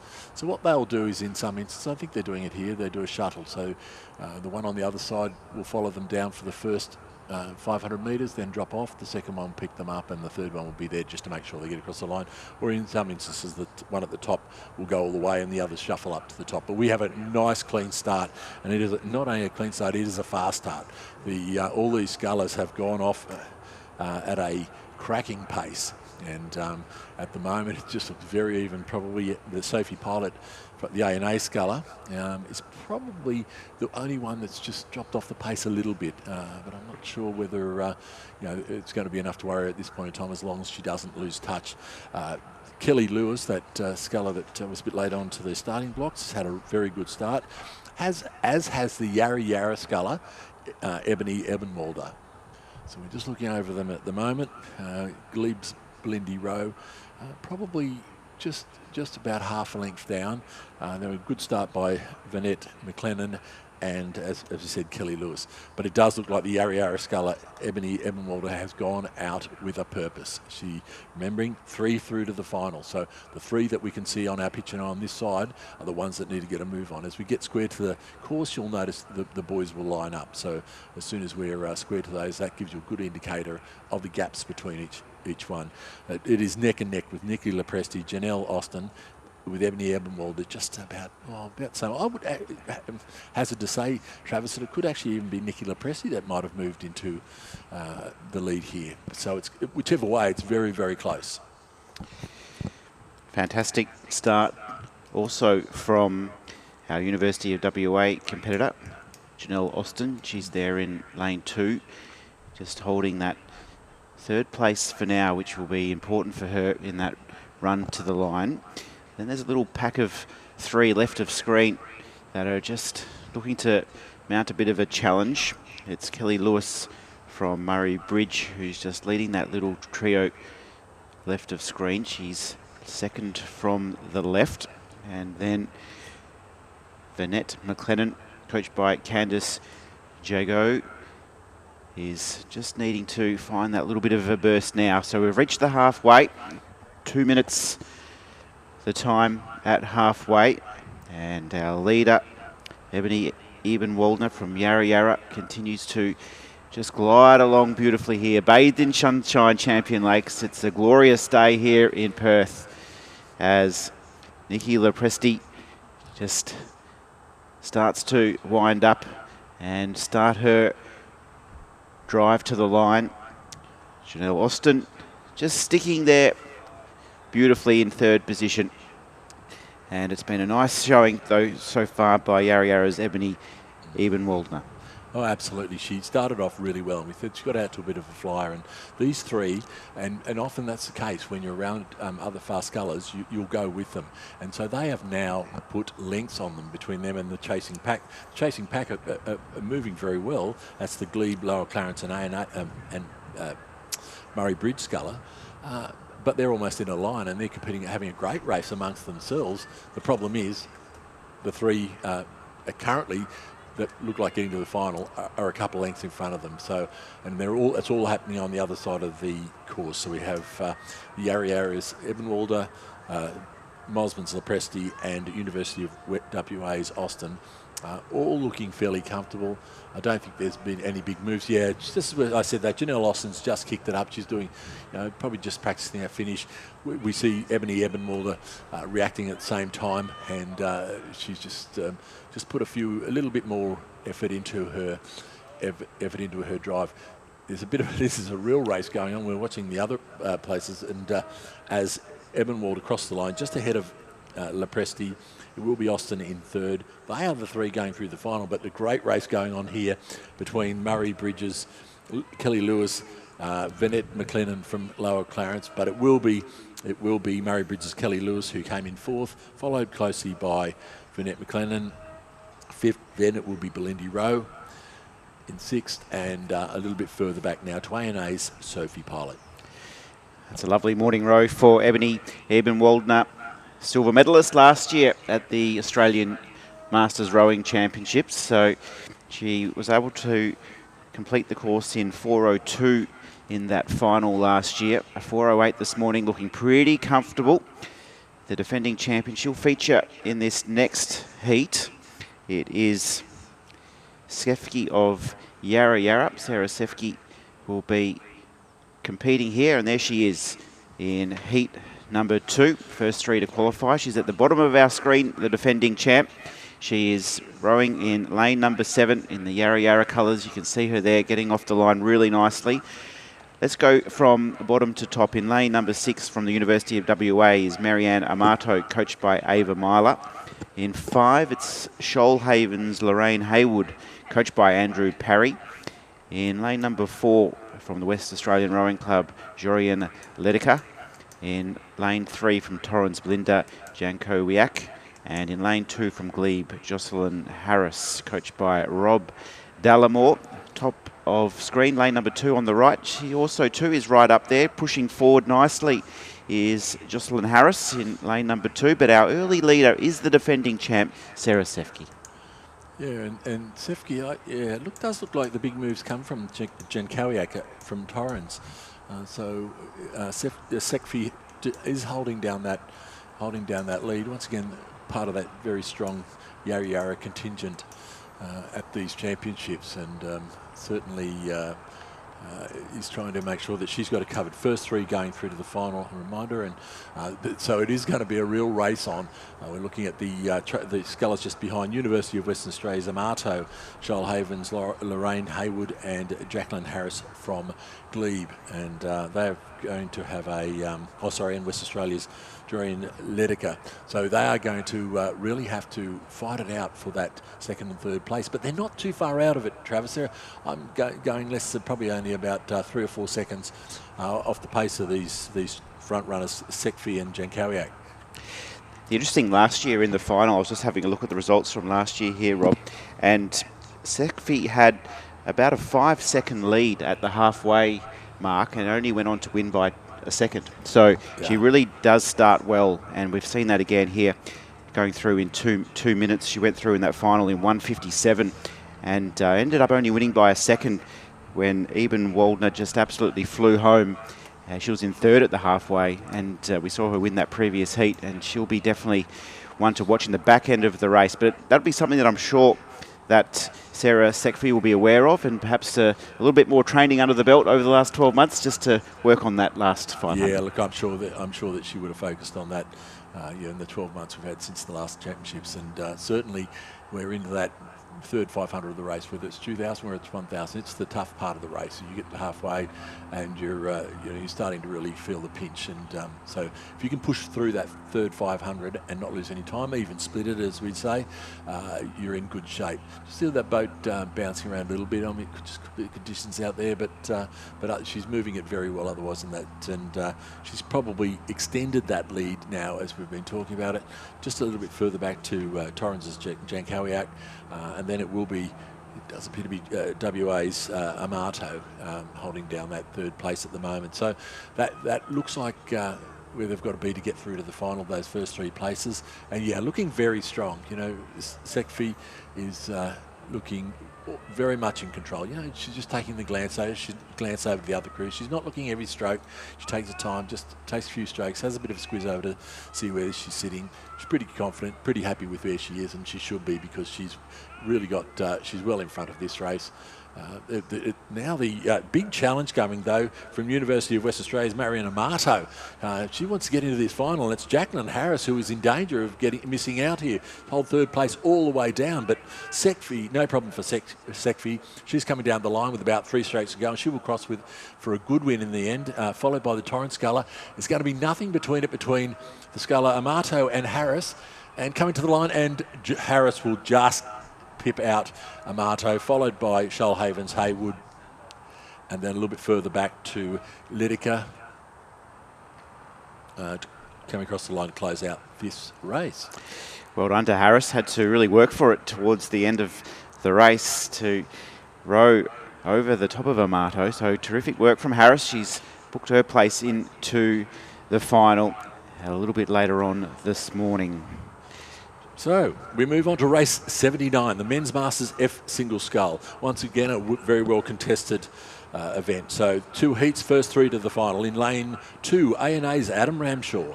In lane 3, Shoalhaven's Mark Whitaker. In lane 4, Melbourne's Warwick Grant. In lane 5, Yarra Yarra's Chits Kumis. In lane 6, Torrens' Kevin Tankard, and Toowong's David Bellamy in lane 7.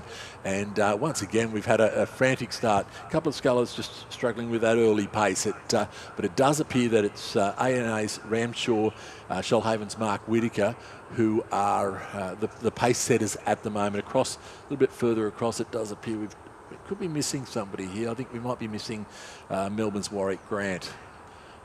So we just move across there, and it's so the Yarra Yarra and Torrens Scullers on this side. We just can't see the whole field. Yes, falling back now is the Toowong's David Bellamy, just falling back a bit. So we're just looking there. It is Torrens, Kevin Tankard, and I'd say Kevin Tankard's pretty close to being in the front as we come through, although we've just gone through the 500. It was Ramshaw, Tankard, and then the Shoalhaven's Mark Whitaker. So that's the race. It's a straight line at the moment. Just watching those boys, lining it up with the boys. It's an absolute straight race.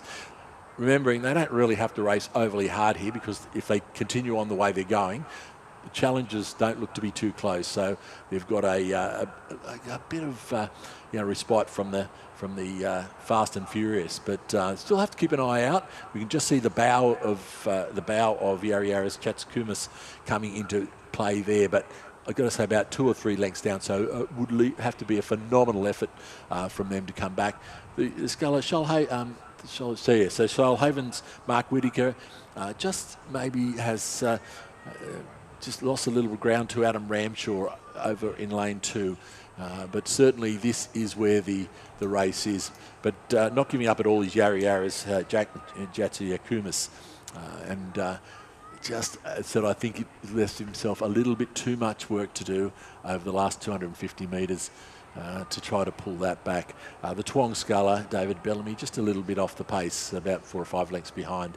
But coming down to the line, the Torrens Sculler here, Kevin Tankard, looks really, really comfortable. Looks really, really comfortable. If I look at the work going in with the Shoalhaven and ANA Scullers, I'd have to say the one that's looking very confident and just cruising to the line, just kicking it up for the last 4 or 5 strokes, just because I can, is Kevin Tankard from Torrens, coming down to the line now. Now, Mark Whitaker must have heard me. He's reversed that advantage that he'd lost to Adam Ramshaw, and he will go. In fact, he'll go across the line to take out this heat. So he's had a big sprint over the last couple of 100 metres, followed by Torrens' Kevin Tankard. It will be A&A's with Adam Ramshaw in third. They're 3 going through to the final. Jack Chatsiakumas just missing out in 4th, and then a little bit further back to the Wong-Sculler David Bellamy crossing the line in about 4 or 5 strokes. So Kevin Tankard, the defending champion from last year, is into the final.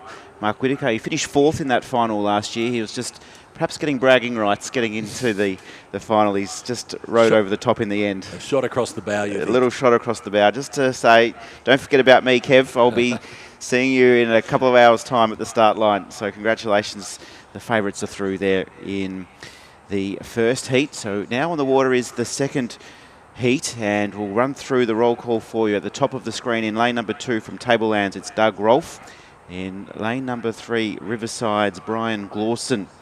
In lane number 4, we struggled with this name yesterday a little bit here, Rob, but it's a beautiful rowing club in New Zealand, I'm told. Now you've got me.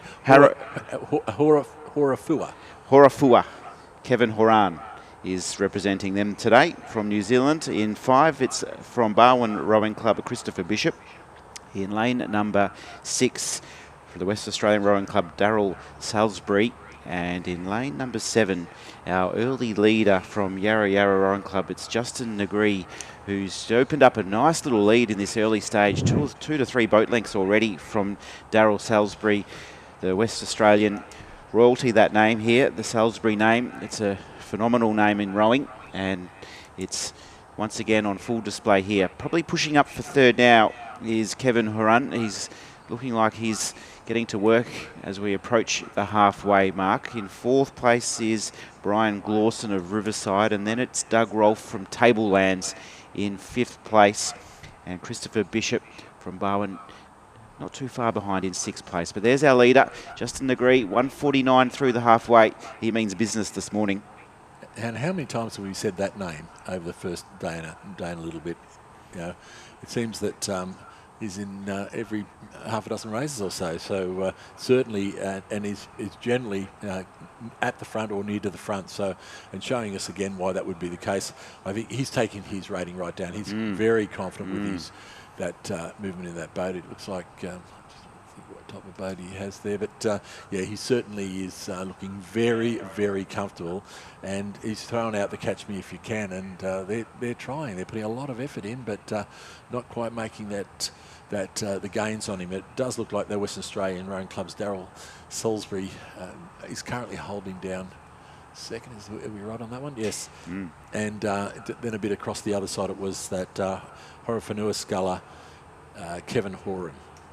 He's doing really nicely. Kevin Horan is just moving up in positions in the race. He's just pressing for that second placing ahead of Darryl Salisbury at the moment. But there's our leader, Justin Negree. He's just really turned off the jets. He's just absolutely enjoying his time out here on Champion Lakes this morning. He's having a look to the right now. He's just absolutely cruising down here. He's definitely got plenty of stamina. He's got beautiful technique just to keep the boat moving as fast as what it is when his stroke rate has dropped off so much. It's just lovely to watch. He'll be probably the favourite looking at this performance here this morning. It's Justin Negree cruising down the line. The battle for automatic qualification of the final is starting to heat up a little. Salisbury is just holding out. Horan and Glawson just starting to flash home. He's just sensing the moment. Brian Glawson of Riverside, he's just needing to find about another boat length if he can in the sprint to the line to get into the final. I don't think he'll quite get there. But there's our leader. He's going to be hard to beat. It's under 4 minutes. It's 10 seconds faster than heat number 1. And then Salisbury books his place alongside Kevin Horan. Brian Glawson, he's had a good row. He threw everything at it today. He'll be happy with that. Doug Rolfe next in, and it's rounded out by Chris Bishop from Barwon. But Justin Negree from Yarra Yarra, He has stopped the clock at 3:56, quite a bit faster than Heat 1, which was won in 4:09. So he will be the one to watch a little bit later on. A strong row there, Rob. Yeah, very strong row, and to think that he's come over that course, like what is that for 15 seconds faster, 13 seconds faster, sorry, than the heat before, and it looked like he was rating about 26 at the end. Puts him in pretty good stead for the final. But you don't. We can never assume how hard the others were going. So it's going to be very interesting to see that final once again. All these heats are just setting up for some great finals over the next hour or two, and looking forward to that. We've just got on the course at the moment the race 81, which is the men's Masters J2M quad, and we have a start time of 9:45. So we've just got another 10 minutes or so before that race starts. So the J category is for competitors 80 years or more. So there's some terrific stories here, I'm sure, amongst the teams from Mosman and Drummoyne. The Mosman crew on their way to the line for this quad event, due to get underway in about 10 minutes' time. Great to have your company here. Day 2 action of the Australian Masters Rowing Championships. There's a good crowd coming into the banks here of Champion Lakes. It's building nicely. The car park across the other side of the bank is starting to fill up nicely. It's a glorious day here in Perth. Great to have your company. We're going to take a quick commercial break. We'll be back with plenty more rowing from Champion Lakes in just a moment. They say you can't have it all, that you have to settle. Technology or luxury, design or safety, performance or space. We say, settle no more. With one of the most awarded SUVs on the market, the Zeekr 7X. Settle no more.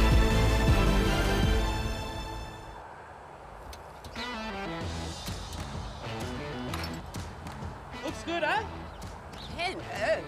What was that, love? I said Ken O.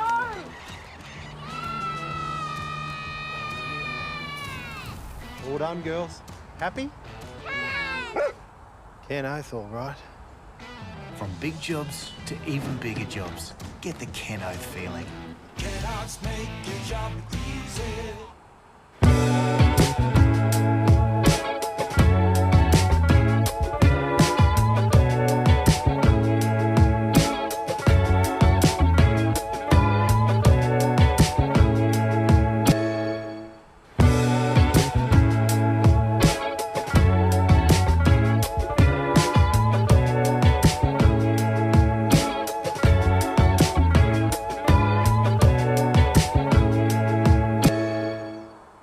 We find so much to do around here. There's plenty of parks that the kids love to go to.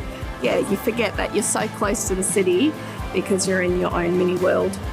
There's so many places to go to. We've got this place here, obviously, Armidale Reptile Centre.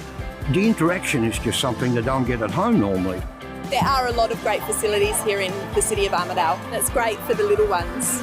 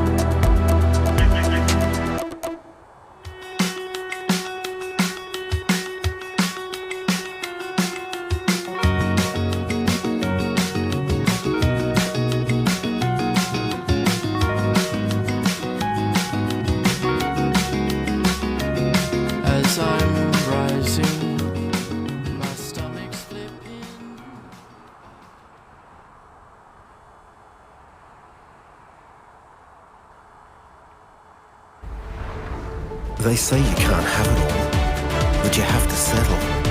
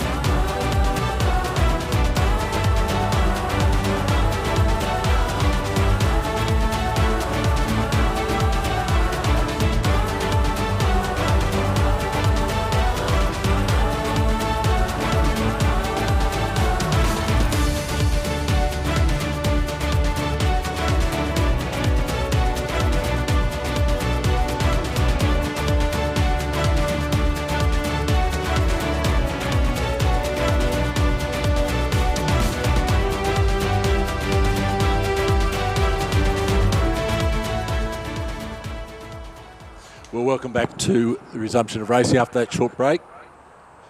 Once again, the conditions are still great. Just a little bit of breeze coming in, and just down in the boat park. And we've been talking a little bit yesterday about the Carrum Rowing Club, and just ran into Jess from Carrum Rowing Club, and she tells me that they've only got a bit over 30 members in total, but only about 23 currently active. And they row in the State Sports Centre down there at Carrum, but it's just reinforced with me just what a great regatta they're having, for the amount of members they've got. So thank you, Jess, for passing that on, and we wish you well for the rest of the regatta.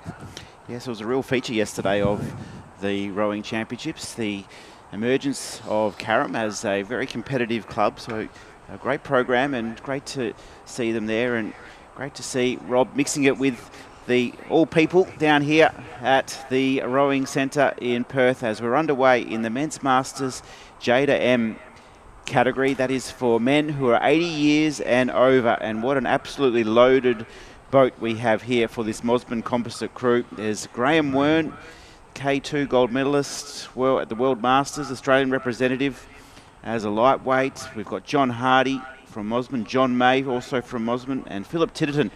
He's been around a long time in rowing circles from what they tell me, Rob, and he is part of this great crew. Great to have them out here, and gee whiz, there's a lot of experience in this boat. Oh, absolutely there is, and we saw them yesterday coming down that course as a Coxed 4, same combination, so just showing their versatility, sculling, sweep oar, they've got it all. Philip Titterton, of course, has had a very long association with Mosman Rowing Club, and as has John May and John Hardy. And there's another John normally in there, John Struick, but I'm not sure that I've seen John or he's coming across. So probably hence why why Graham Wern has joined that crew. Philip Titterton also had a long association with what was then Sydney University Women's Boat Club, and did a lot of coaching there and a lot of development of Oars women over many years, and that's sort of been absorbed now back up into the main Sydney Uni Boat Club, and so I think Philip still does a little bit with them, but probably not what he used to do. So, but certainly these guys are all about giving back to rowing, and not only can they row and they get out there and they enjoy their rowing and they're 80 plus years of age, but they also give back to rowing, which is great to see. The one thing you talked about yesterday, Rob, was just the movement of the body, and the coordination and timing is just so important. Look at these four gentlemen. They're just absolutely in perfect harmony. They just know how to keep the boat moving, don't they? The clearance in the water too. It's almost like their shoulder muscles just have that muscle memory. You just put an oar in their hands and they let the body do the rest. Yeah, look, they certainly, their leg drives together. They spend a lot of time in boats together. Graham, of course, is a real journeyman as far as that goes too, so he can jump in basically behind anybody. Doesn't mind telling you, giving you a few bits of advice on the way, but I think that the fact that these guys are all in their 80 plus, I'd just be happy to be moving at that thing. And these guys are making this look easy, and it's a quality row by this crew. And that's the thing, isn't it, Rob? It's just they're making it look easy. And, if you were to put you and me into that four, we'd absolutely look like a duck out of water, I'm sure. Maybe not you, but definitely me. But they are just doing it nicely. Yeah, well, I was going to say it's probably a lighter weight boat, so I'd put it underwater at the moment. So let's run with them. So, but they are a well polished crew, and they will be still putting it all in. Absolutely. There's no backing off. They're going to row it. One crew or 15 crews. It doesn't matter. They're going to row it to the end.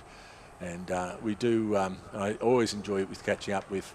Particularly I see John May at most regattas and Philip Titterton and Graham Will.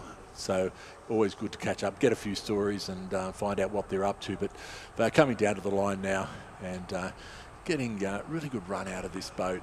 Remember. And they'll be very happy with the time too, Rob. Last year they rowed a 4:19. It had a very similar crew. Beaton was in the crew last year.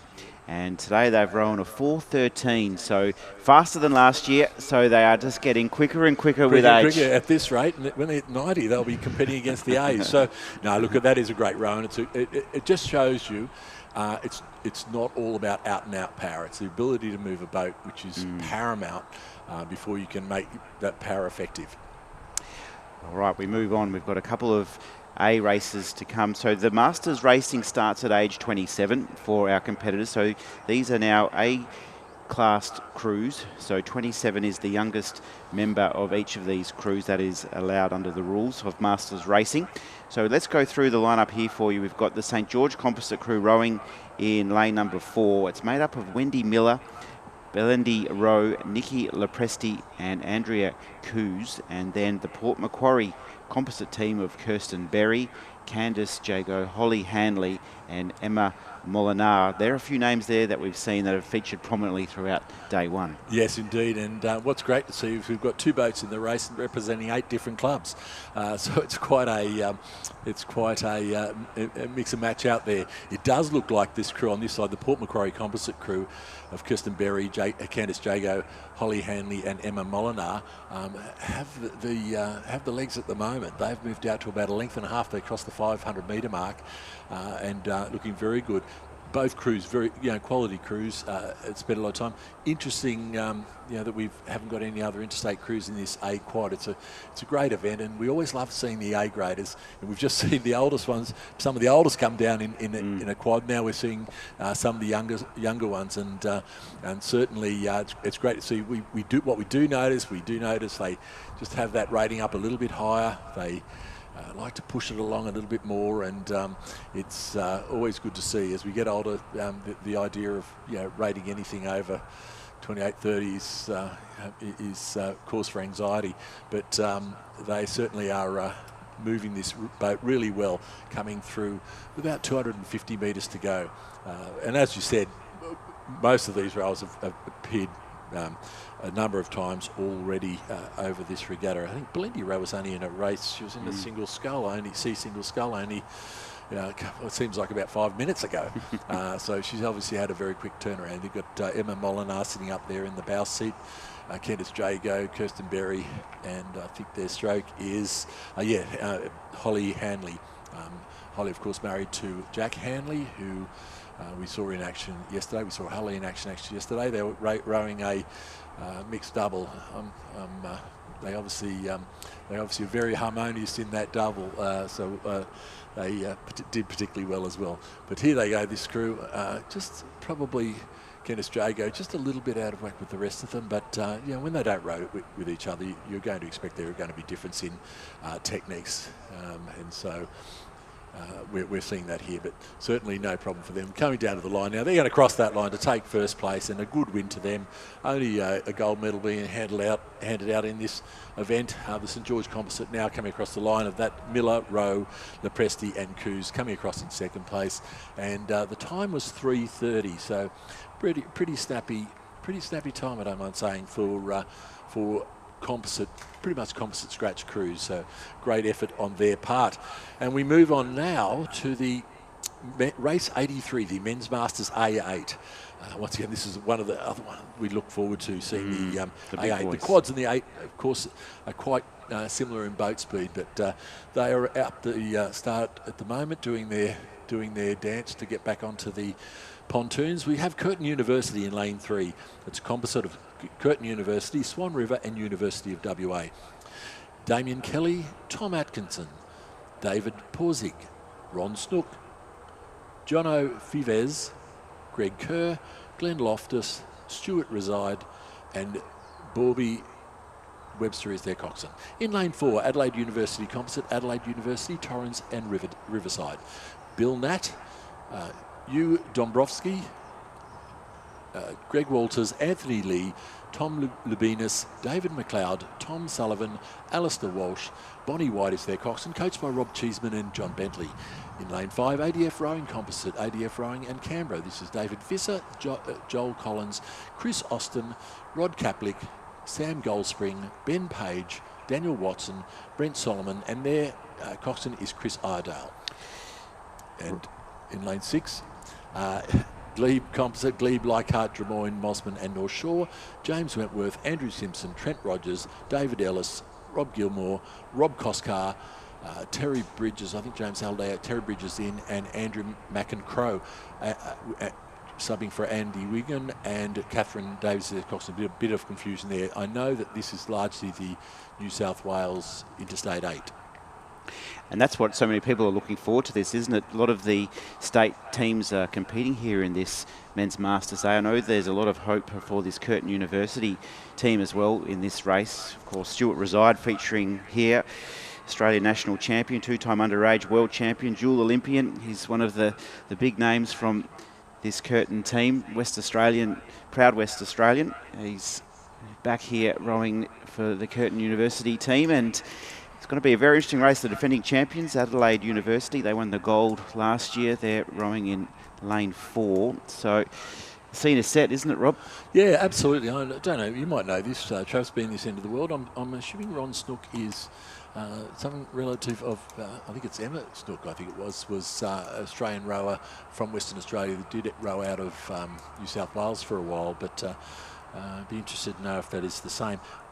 So we're thinking that, I'm looking at the ages of that Adelaide crew, and I'm thinking that has all the sounds, and I haven't checked it, but of there being their state crew as well. So it's going to be a great hit out for these crews. I tell you, the crew that has got away well is that Curtin University composite crew. They have streaked out of the blocks.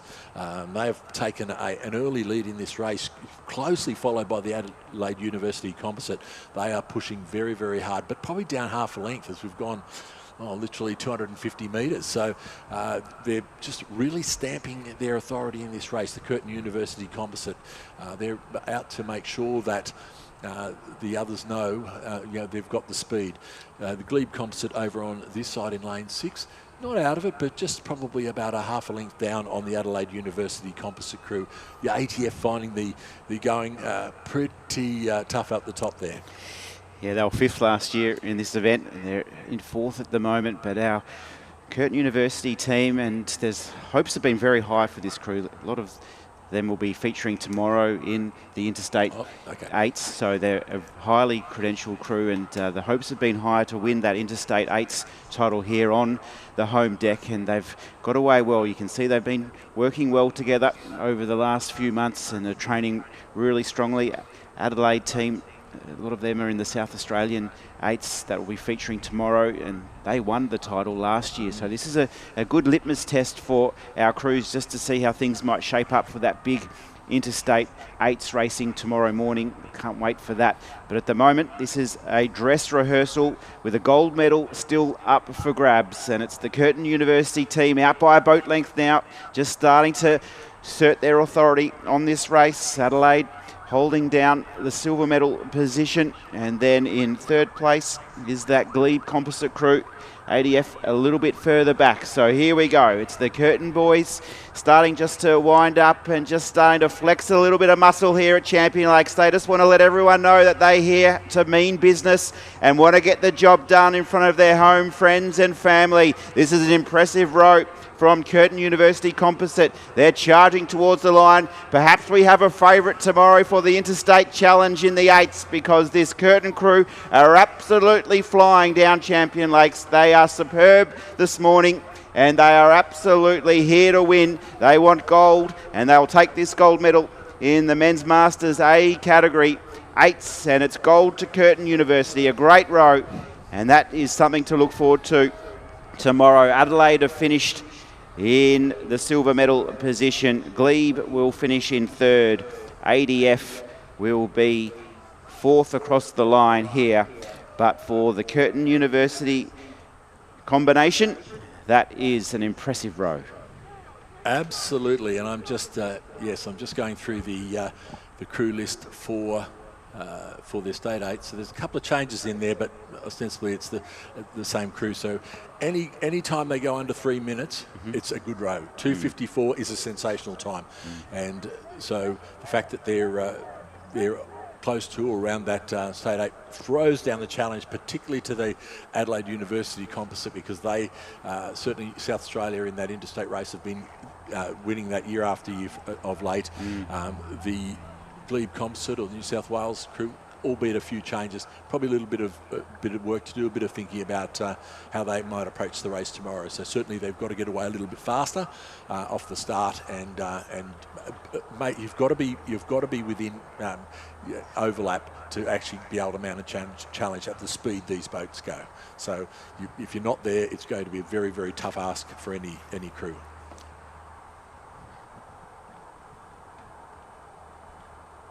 So we're moving through into the first of our big finals. Are about to take to the water in the Women's Masters D pairings, and it's a big moment here for our teams that been in the heats this morning, and now we get a chance to have a look at the finals, and we're underway. Start all important, and it's the University of WA crew away well. They're in lane number 7, Cassis and Keevil. Then if we go through the lineup at the top of our screen, in lane number 2, it's Belitho and Foster of Fremantle. Lane 3, Ross and Franku from Adelaide University. And then the ANA pair of Mansell and Brevelli.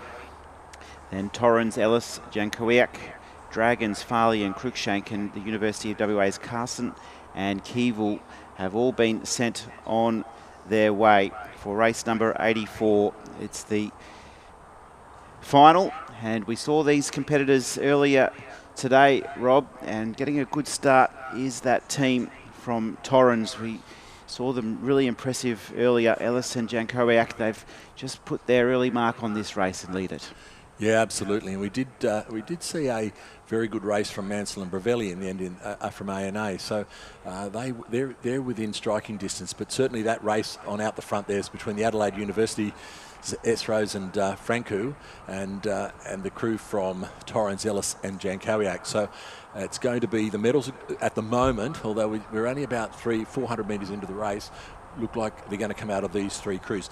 As we see, the finals are seeded, so the fastest crews get the 2 inside the middle lanes, and then they go out from there. So we're not quite seeing the full chevron, but you would normally see expect to see that, depending on how hard the heat was and how hard they've had to go. But certainly Torrens now have just stepped on it. They've just made their decisive move to try to get some gap. It's been quite effective. They've pulled probably about half a length in that little manoeuvre. It's whether they can keep that going now, and how Adelaide University and ANA react to that build from the Torrens crew. We can see them going through with about a 1.69 second lead over Adelaide University. Another length back to the ANA. A little bit further back now to University of WA, Dragons and Fremantle. But yeah, they have kept it going, Travis, haven't they? That big push they went through, they've just pushed again, and looked like they're... And just as we say that, the Adelaide University team have also just started to increase their stroke rate, it seems. ANA still holding down the bronze, but Adelaide University, now's the time, isn't it, Rob, if they're going to try and just push towards the line for that gold medal. Although on that note, it now looks like Torrens have responded in fine fashion. They've upped their ante now, haven't they? They certainly have. So what they've done, they've gone for their big push. Adelaide University have fought back, and they have a good fight to get back to them. And then what you want to do, you're watching across there from a sitting in front point of view, and then you go again. So you know that they're not going to back one push up with another, then another. So their great race plan, or their application of their race plan, is very good, but still not a whole lot in it though. We're looking out the window here, and it's still looking like it's very close. These crews are certainly charging towards the line, and there goes the big lift from Torrens now, haven't they? They've just said this race is ours, and you're going to have to work very, very hard if you're going to get anywhere near us. And they're showing now, but here come Adelaide University again. They're coming back at them. Only about 50 or 60 metres to go, so they're just going to run out of course. Unfortunately for them, they're going to run out of course, but what a great row from the Torrens combination of Ellis and Jankowiak. They go across the line to take a win in this race, followed by Adelaide University about a length behind, and then a little bit further back now to to A&A, and they've had and once again another great race. Stuck with them all the way to the 500, just couldn't go with them when they started those big pushes. University of West Australia now coming across the line, and it will be very close between Dragons and Fremantle. So they close out the field.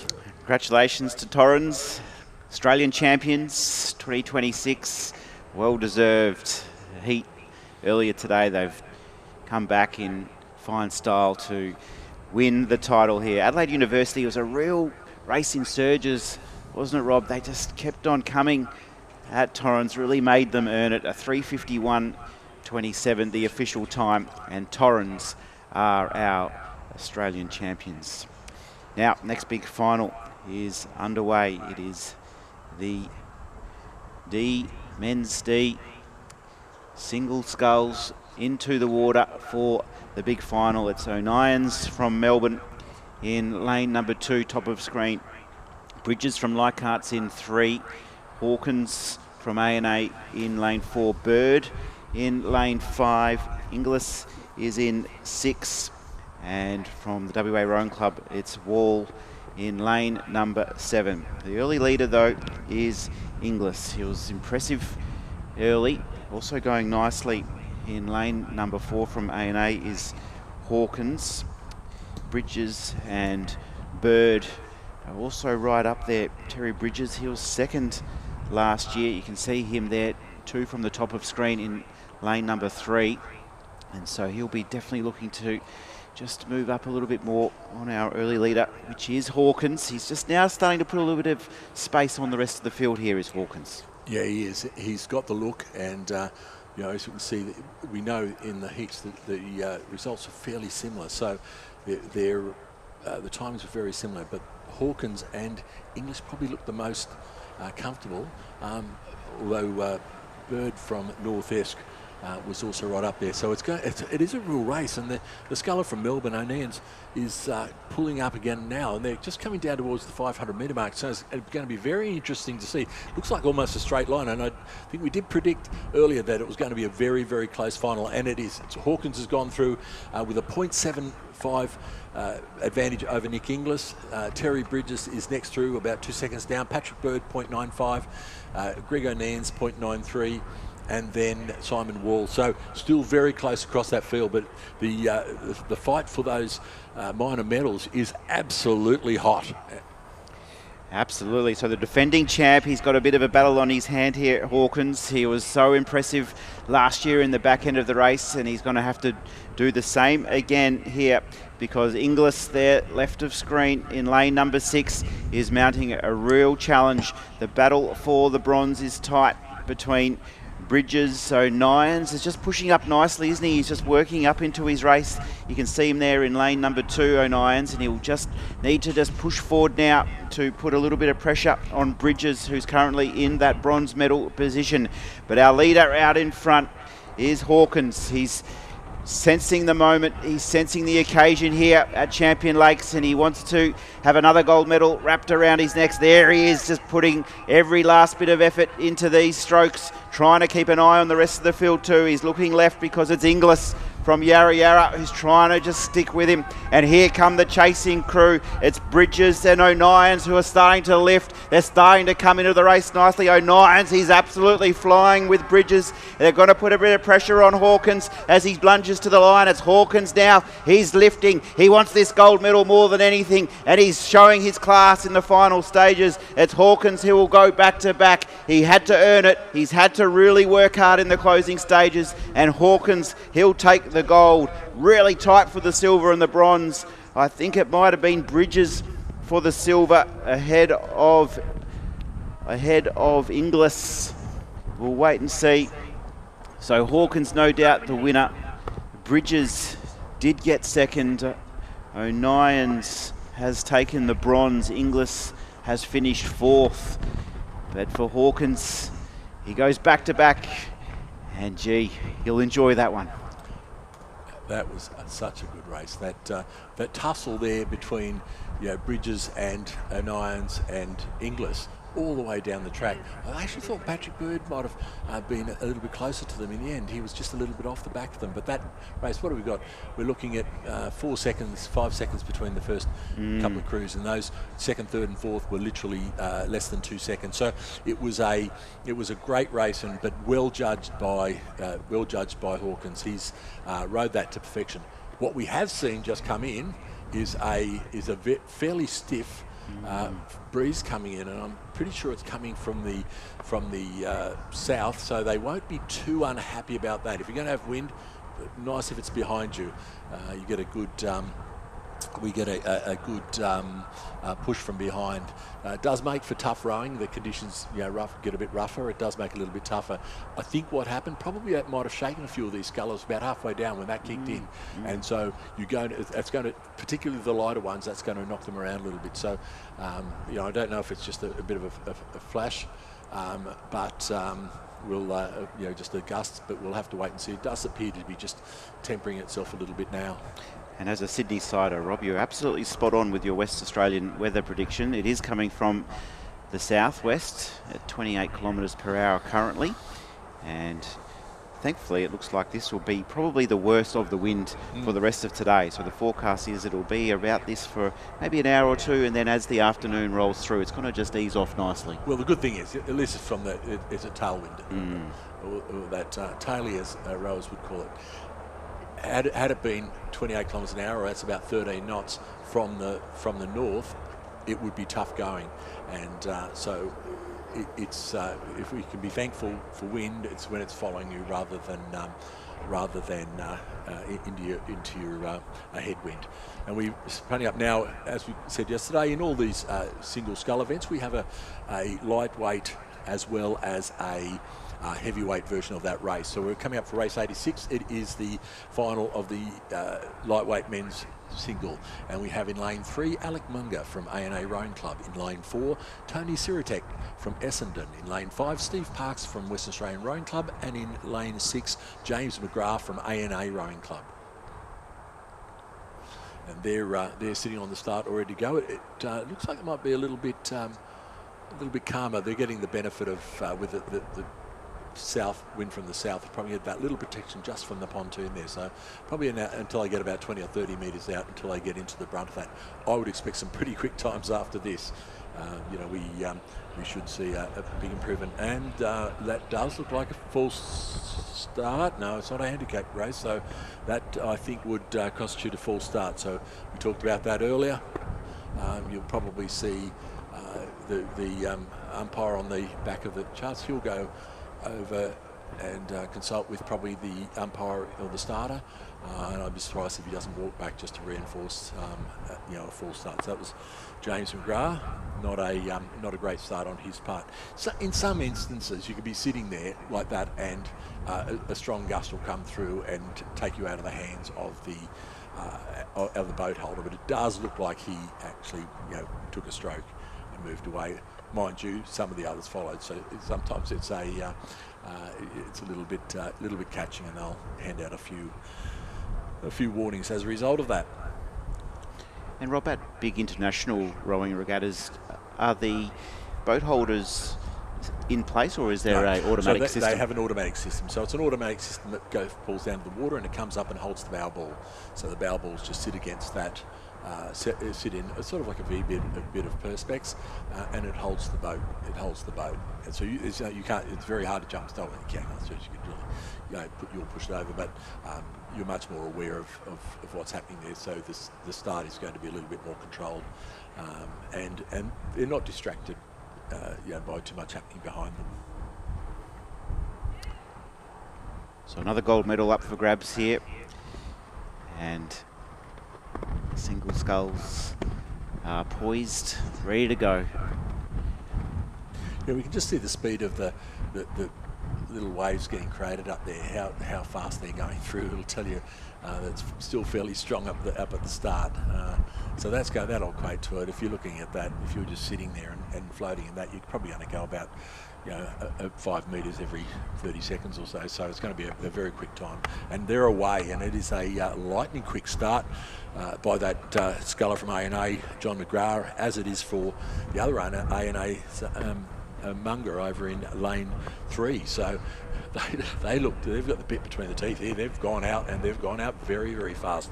The Essendon sculler, Siratek, wandering around in his lane a little bit, so you'll have to correct that and get back into that centre of the lane, because that won't be helping him at all, and as much from just the anxiety of not being straight as it does of toying with the boys. But it does look like McGrath now has just really pushed on with that fast start. Parks from West Australia Rowing Club just probably didn't have quite the start he would have wanted to in comparison to these guys, but seems to have got his boat speed sorted out now. He's back into his rhythm now, and I think he'll come into play. I think that was just a little bit of a lightning fast start from McGrath. So whether Parks can catch up, whether Munger can catch up, we'll just have to wait and see. But now I think that is what is going to happen, because it's a slight bit of westerly and that southerly.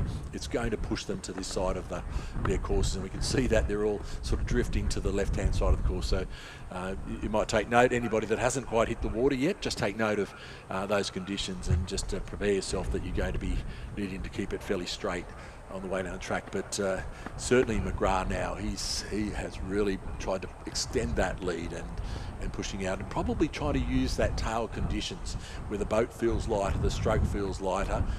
You could probably just rate maybe a little bit higher, but it looks like he's just getting into that flow of feeling that extra speed that he's getting out of the boat, and the lighter catches that he's getting from that wind assist. So McGrath leads the way from Parks, and then it's Alec Monga in the bronze medal. But here comes Tony Siratek from Essendon Rowing Club. I was just having a look at his racing last year at these championships. He finished 4th last year as well, and he even split through both parts. He was 2:01 to the 500, and he finished with a 4:02. So he is an extremely consistent rower. He'll just stay at that same pace all day, and you can see him there left of screen. He's going to just try and make a bit of a move shortly to hopefully move up onto Alec Monga from A&A. But our leader is James McGrath. He's just out in front now, holding his form nicely. Steve Parks in that silver medal position, then Munger and Siratek in that battle for 3rd. And as Rob mentioned, the breeze just at this part of the course is starting to look a bit more lumpy. Yeah, certainly. If they come through that 500 metre mark, it certainly has got a noticeable amount of gust and lumpy coming in this about the conditions, and that probably it's not too bad. When you've been in the race for a little while, you're a little bit tired, you're probably a little less reactionary to things. You're probably just going, well, that's how it is, I'll just get on with it. But look at what is happening out here. This Western Australian Rowing Club sculler is coming back like a train. He is almost up to overlap on James McGrath now, and it's going to be an absolute screamer of a race to the finish. All the speed in this WA Rowing Club boat with Steve Parks now responding. James McGrath now thinking, I better do something about this, and is trying to get it. But I think the Parks has got all the pace at the moment. As they come down towards the line, it is stroke for stroke. There is absolutely nothing in it. Still Parks pushing and pushing and pushing. McGrath responding, and McGrath's just got the slightest advantage over it, and will just hold on to take a great win over the West Australian Rowing Club, Steve Parks.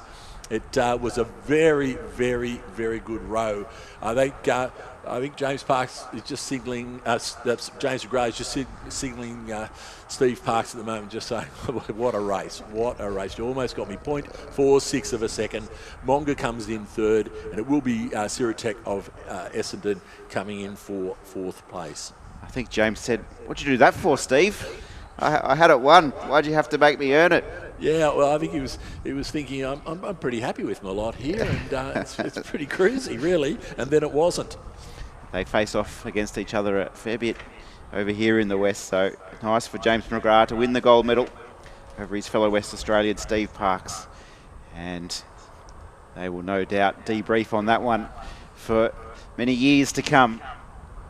So we're into the next big final, and this was a heat earlier today, Rob, and gee whiz, this was one of the really exciting parts of the day where we had 3 big heats. So the first 2 only went through, so you had to really row at your best, and a couple of standouts weren't there. There was the St George Riverway of De Jong and McCready, who were really impressive. Absolutely, and I think they are going to be the ones to beat. We'll see how that pans out. But we've got lane 2, Perth and Fremantle's Main and Fennell. And in lane 3, it's Exeter Melbourne's Phillips and Wood. In lane 4, Drummoyne Endeavour's Nisbet and Vernon. In lane 5, St George Riverway's De Jong and McCready. In lane 6, Bunbury's Coote and Chigaluv. And in lane 7, Perth and University of West Australia's Bowen and Cornwall. And as you can see, the 2 lanes, fastest lanes, will be in the middle, and they were 4 and 5 would have been the fastest through to the final. So De Jong and McCready, they were able to row a 4:19 in the heats, and then the Drummoyne pair of Nisbet and Vernon were at a 4:31, so they'll be right there as well. You can see the start all important here, Rob. Yeah, absolutely. You know, that very distinctive blue canvas, we call it. Used to be canvas many, many years ago in the timber boats, but now very solid. But you can see the blue of the Drummoyne Endeavour boat there. Very even start, though. The 4 crews on the other side and the crew on this side. So we've got the Perth Fremantle, Exeter, Melbourne, Drummoyne and Endeavour and St George Riverway, and back over to Perth University of WA. They're absolutely in a line over the first 200 metres. So this is we did predict this was going to be very close, because the heats, the first 3 in each heat when they finished, were right on top of each other. So we knew that it was going to be a very, very close final. So whether this continues on in this stead, they'll be enjoying the fact that they've got the tailwind. I've got to tell you, they'll be enjoying that in a double. It feels great to be in a tailwind in a double. The boats move very quickly. But we can see a big move coming from the Perth Fremantle crew of Main and Fennell, and they have pushed out now to about a half-length advantage over the crews from Exeter, Melbourne, Drummoyne, Endeavour and St George Riverway. Now, I actually thought, Travis, that St George Riverway would have been the one that would have been calling out now. Yeah, it's a very interesting first half of the race, and the silver medalist from last year as well in Phillips and Wood, that's the Exeter Melbourne team in lane 3. The silver medalists, second from the top of screen, have got a bit of work to do to even just stay in the medals at the moment, because this is absolutely on fire, this race. I'm really impressed with this Main Fennell crew from the Perth Fremantle up in lane 2. And then the St George Riverway crew of De Jong and McCready. They're just starting to get into their work now, aren't they? And they're making their move, Rob. Yeah, they certainly they've held back a little bit and they're making the move. I think the row from Main and Fennell, though, has probably really surprised them. I think they would have gone out with a fair degree of confidence as they came out for this race, and all of a sudden they're in a race. Only 1.78 per seconds they are, but they have actually moved to the lead now. So we're just getting a bit caught on the angles here, but St George Riverway are about 1.78 seconds back to Perth Fremantle. Then it's back to the combination from Exeter, Melbourne.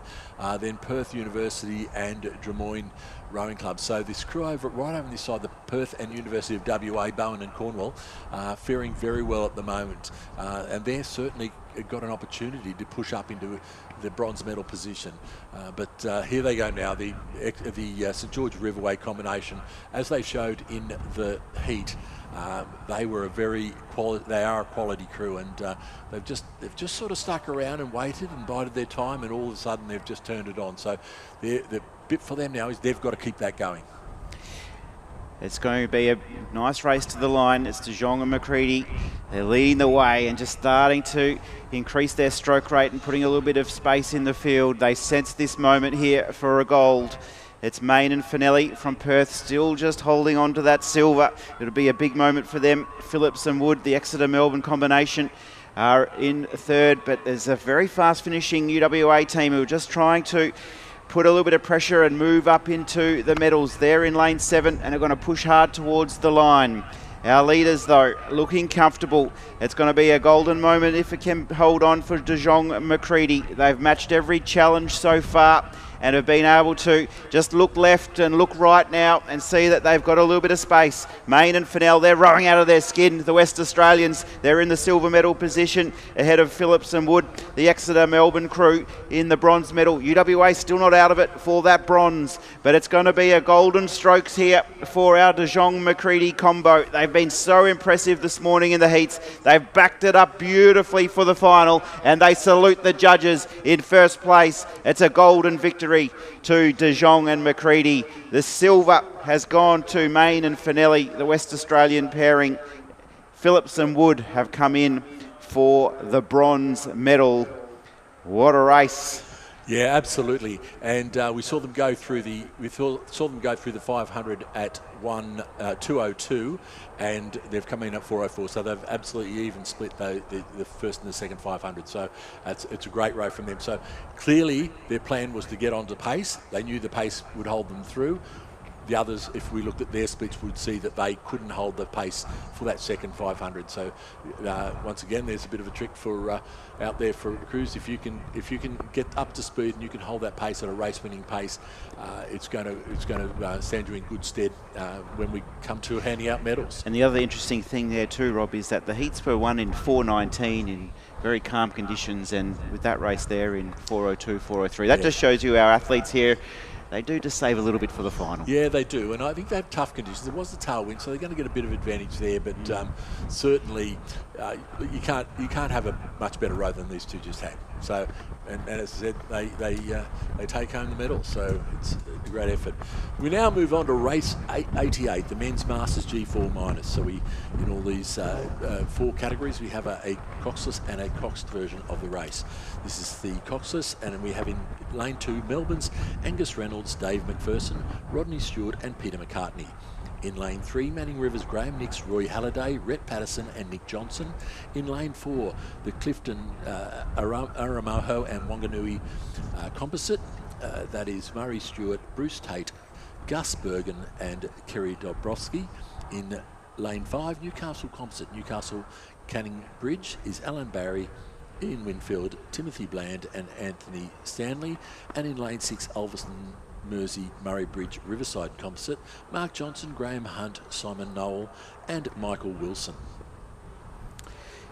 So Manning River rowing in lane 3, the defending champions from last year. They've had one small change to that crew from last year, but they will be ones to watch. Second from the top of screen, Manning River. Yeah, they've had some form coming into this regatta, and we saw that yesterday.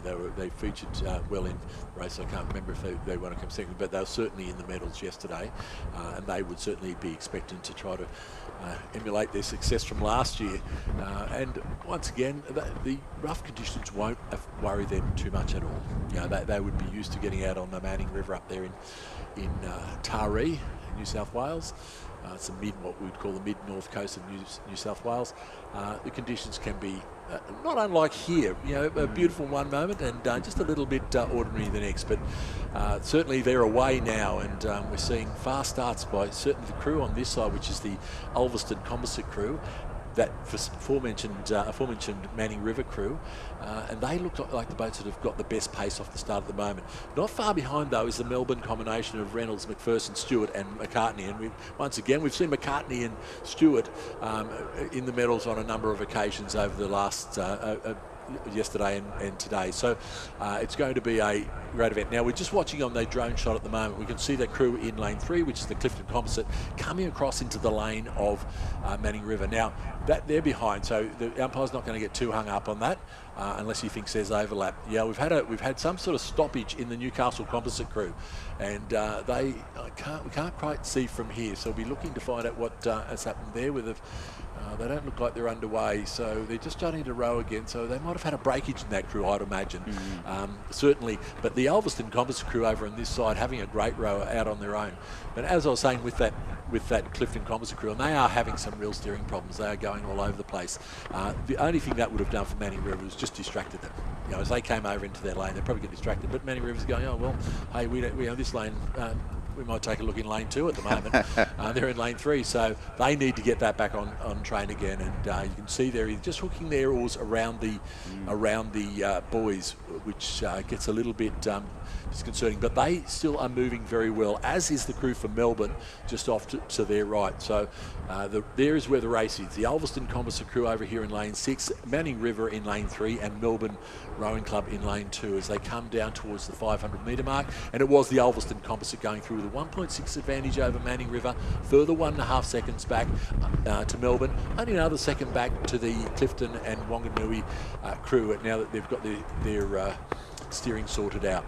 So it's just tightened up a bit up the front, because the Ulverston Composite crew, if they have a look to their right, they'll see this Manning River quartet, who have been so impressive and have won this event last year, just starting to make their move, and they're bringing with them the Melbourne crew as well in lane number 2. They're just starting to sense the moment as well, and have been dragged into the race on the heels of the Manning River crew in lane number 3. But for Ulverston, they were the early leaders, and now they're going to have to do a bit of work to win this gold medal, Rob.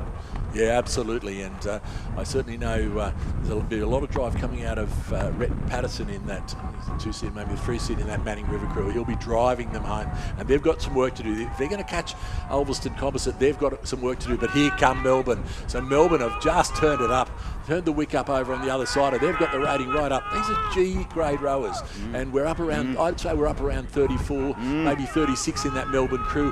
The Ulverston Composite crew over this side, they're now responding. Manning's now stepping it up, and it's an absolute sprint. We've just raced 900 metres, but here's the sprint now coming to the line. Melbourne with all the speed over the other side. Ulverston has had a good response to the charge from the other two crews, and they have just pushed away again with about 2 or 3 strokes to go. They're coming to the line now. Will be Ulverston with a great win in that race. Will be the Manning River who are handing over their crown to the Ulverston Composite crew for this year, but will be followed through by the Clifton Composite crew.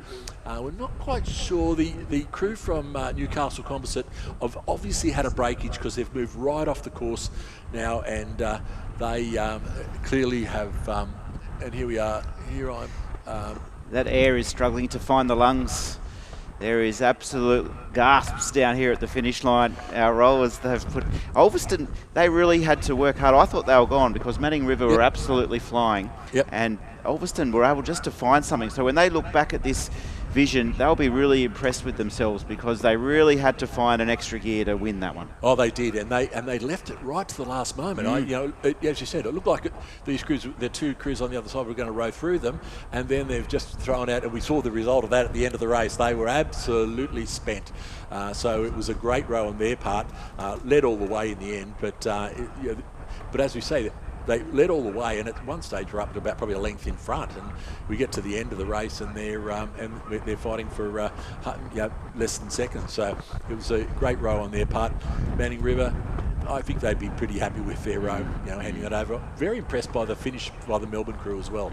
They came home extremely hard and threw a real challenge over that last 100 metres. So we've now got the Coxed fours in the G's about to take to the water. Let's do the roll call here before they get underway. In lane 3, it's the Carrum Composite crew of David Rafter, Mark Campbell, Ross Murcell, Paris Golden, and Jackie Petley has the honour of being the coxswain there. And then in 4, it's Yarra Yarra, David Jacker, Colin Rawson, Stuart Critchell, Jack Chachiakumis, and Sam Lincoln in the cox. And then in lane 5, it's Melbourne Composite crew, Craig Smith, John Dollison, Mark Williams, Stephen Reynolds, and Justin Rhodes, the honour of cox. And it's the Melbourne crew of Warwick Grant, Jonathan Mollard, Gregory Hansen, Hugh McVicker, and Zena Marzi is the cox. And Yarra Yarra, they've burst away from the starting position and have taken up an early lead. Yeah, those crews too, the Melbourne Composite and the Yarra Yarra crew, have really shot out to a very fast start in this Cox 4. Sometimes it's a little bit harder to get a Cox 4 moving, just got the weight of the Cox, and I think fairly certain it's about 55 kilos. The coxswain or minimum coxswain of the weight of the coxswain. So you're going to get the effect of that to get the boat up and moving. Once they're going, you don't really notice it as much.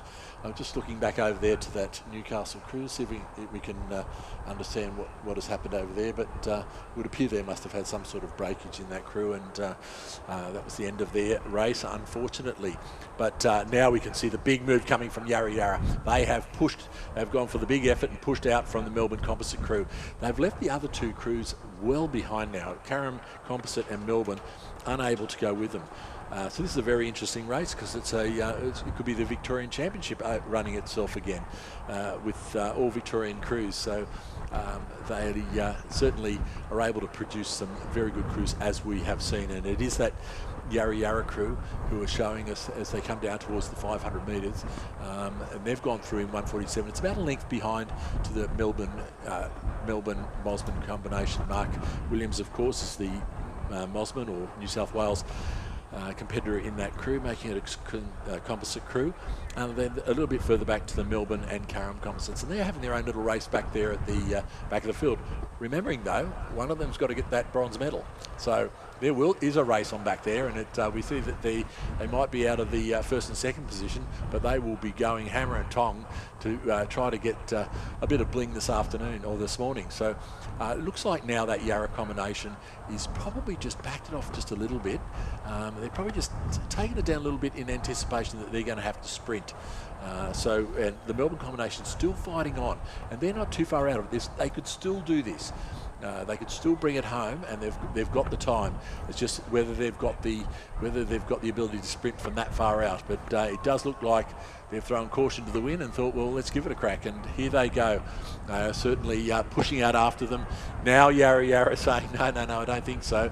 And they're responding. The Melbourne Composite crew is winding it up, though, and they are bringing it home extremely fast. Yarra Yarra don't look too flustered at the moment, but I would suggest to them that they might want to up their energy level just a touch, as the Melbourne Mosman crew are coming home extremely fast. Yarra's still in control, but they look like they're just going to hold on. About another 100 metres to go in this race, and the coxswains in this race will be willing these kings. Sam Lincoln in that bow seat of that Yarra Yarra coxswain, a very experienced coxswain, so he will have all the calls, and is going to get them home, and they will take out the win in the men's G Coxed 4. Just crossing line just ahead of Melbourne Composite.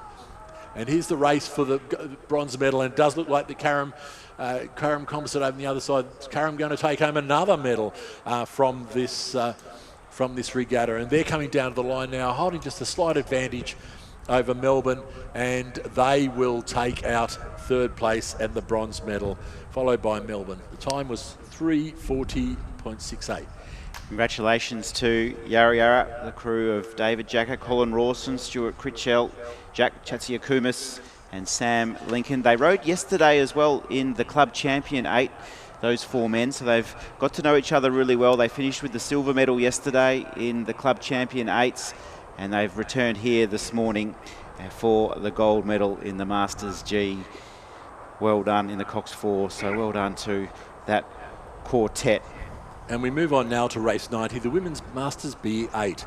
In lane 3, ADF Rowing Composite, Australian Defence Force, Adelaide and Mosman.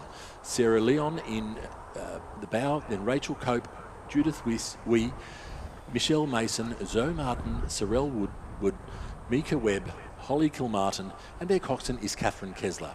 In lane 4, Carrum Composite. It's Carrum and Bairnsdale, Angelique Everett, Joe Campbell, Sally Glenn, Sally Shepherdson, Jackie Deeble, Catherine Carr, Jess Fishman, Sarah Haywood, Sam Lincoln, thinking maybe not the coxswain because he's just come down in the race before, so there's probably been a crew change there. In lane 5, Melbourne University's Belinda Caillard, Ingrid Just, Jane Munro, Catherine Button, Georgie Bell, Catherine Carr, Georgina Costello, Kate Barnett and Elise Fides is their coxswain. So the Carrum team, centre of our screen, many of those crew members rode for silver last year at the Australian Masters Championships, so they'll be looking to upgrade this year, this Carrum Composite team, and they have started pretty well, pretty even across the field. Gee, the 8s are good to watch, aren't they, Rob? Just when you see that flurry of strokes off the start, you can almost hear the power in the water, can't you? Yeah, absolutely, and they are certainly putting power through at the moment. And that ADF crew got up to a very good start. They really got out fast over the Melbourne Uni combination, so a bit of work to be done, but certainly with about 3 metres between the three crews at the moment, the Curram Composite's still right in there as well. This is a great shot. I said over and over about this shot that they're getting from above, being able to see where they've tracked, how they're tracking against each other. The ADF crew just going on a little bit of a effort there and have pushed to the lead, it would appear. Just do a little few steering adjustments there, not too dramatic, so they want to just make sure they keep that to an absolute minimum. They were third last year, the ADF crew, they've started well. They've started well, and we'd expect from the ADF that there's going to be a lot of younger, they're going to be strong in the younger end of it because, with the colleges and things down there in the ACT, we'd expect that. But it is actually closer now than it was 200 metres before, so it's going to be really interesting to see those times coming through the 500 metres. Does it look like the Melbourne University may well have just moved up a little bit and may well have taken the lead? So as we come down to 500, we'll get a better picture of that. So the Curram Composite team in the middle of the field, silver medalist last year. A lot of the members from that crew will remember that fondly, and they perhaps have bottled up the pain of the silver medal and have come here this morning to the Regatta Centre to try and make amends, and they're putting it all on the line. You could absolutely throw a blanket over this field, Rob. They are absolutely stroke for stroke, shoulder to shoulder, looking at each other in the eyeballs. The coxswains are just looking at each other saying, have you got any more? Because we do. And it's now Curram. They respond nicely at the halfway. We're past that now, and it's Curram just putting a bit of pressure with the ADF, and it's going to be a sprint to the line, Rob. Yeah, absolutely. And it's not hard to see the game plan of Curram Composite. They pushed, as soon as they got to that 500, they went the big push. Remember, coming into that 500 metre mark, Melbourne had just done their push. They probably chose about 100 metres before the 500 to try to push in front to stamp their authority. They had no idea that Curram were going to come back with such venom. They've really gone from a metre or two deficit to nearly a half length over that Melbourne Uni crew. The ADF crew still absolutely in it. They're in second place at the moment, and we're coming down to the line. There is absolutely nothing in this race as they all stepping up for the big run home. What a moment we have for you here, ladies and gentlemen, at Champion Lakes. They're enjoying rowing at its finest as three big crews charge towards the line. Gold and silver up for grabs here at the Australian Championships. It's Curram in the middle just trying to edge out. ADF and Melbourne University are coming with a late flurry. It's Curram just in front. ADF throwing everything at Curram. Curram just put the head down, drive the feet into the floor, and they try and get that boat moving with a bit more power, and they're able to respond nicely. Curram, they will get the job done, but only just. It's been a mighty row from the ADF for silver, and Melbourne have finished in third place. But what a win to Curram. This small club of only 23 active members is putting on a fine show here at Champion Lakes, and they take the gold. But the ADF, they'll be super happy with that row, Rob. Oh, absolutely. I think that was a great row, and I'm assuming that I was talking to Jess Fishman just a little while ago, and so I think that whole Curram outfit will be jumping for joy over there at the efforts of this crew. The ADF, they were out there, they were up on the front, they were just behind, they were back. There was nothing in it. They fought all the way to the line. Now, we've missed the margins, but there was nothing in it at the end. There was just nothing in it, and so a great race. Even though there are only three crews, it doesn't matter how many got in there. A great race is a great race, and we just saw one of those. The effort's phenomenal from each of our crews as we now set way for the next big final on the program, and it is the men's Masters B double sculls. Let's do the roll call for you. It's Glebe on the right of screen in lane 2 with Andy Wiggin and Ben Nagapa. In 3, it's Lower Clarence, Luke Ryan, Liam Ryan, coached by Candice Jago. In 4, Curtin University, Vadim Bocchio and Oliver Easton-Law. In 5, it's the Newcastle pairing of Brad Smith and Ben Homer. In lane 6, Adelaide University composite crew of Christopher Morgan and Damien Duleek. And in 7, it's the Melbourne team of Greg Thinshank and Timothy Mollard. Yeah, so they've got away to a great start. Glebe got away to an absolute flyer, but now getting into their stride is the Adelaide Sydney University composite, which is Christopher Morgan and Damien Derleek. And once again, they're both rowing in the state quad tomorrow for Western Australia, and you can see now that they're established the lead. They're a little bit slower off the start, but probably once again rowing to a race plan and are carrying that out.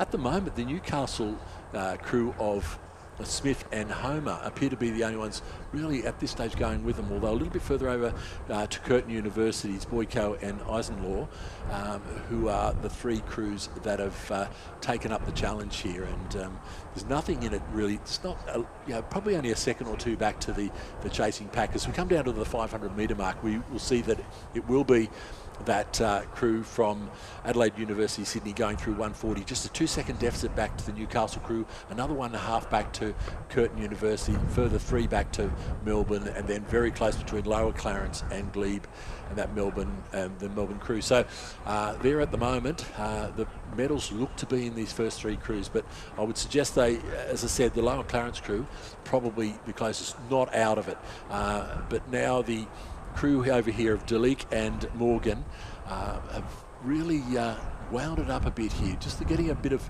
backsplash at the moment from the conditions, and they're probably look, they're very experienced rowers. They won't be affecting them too much.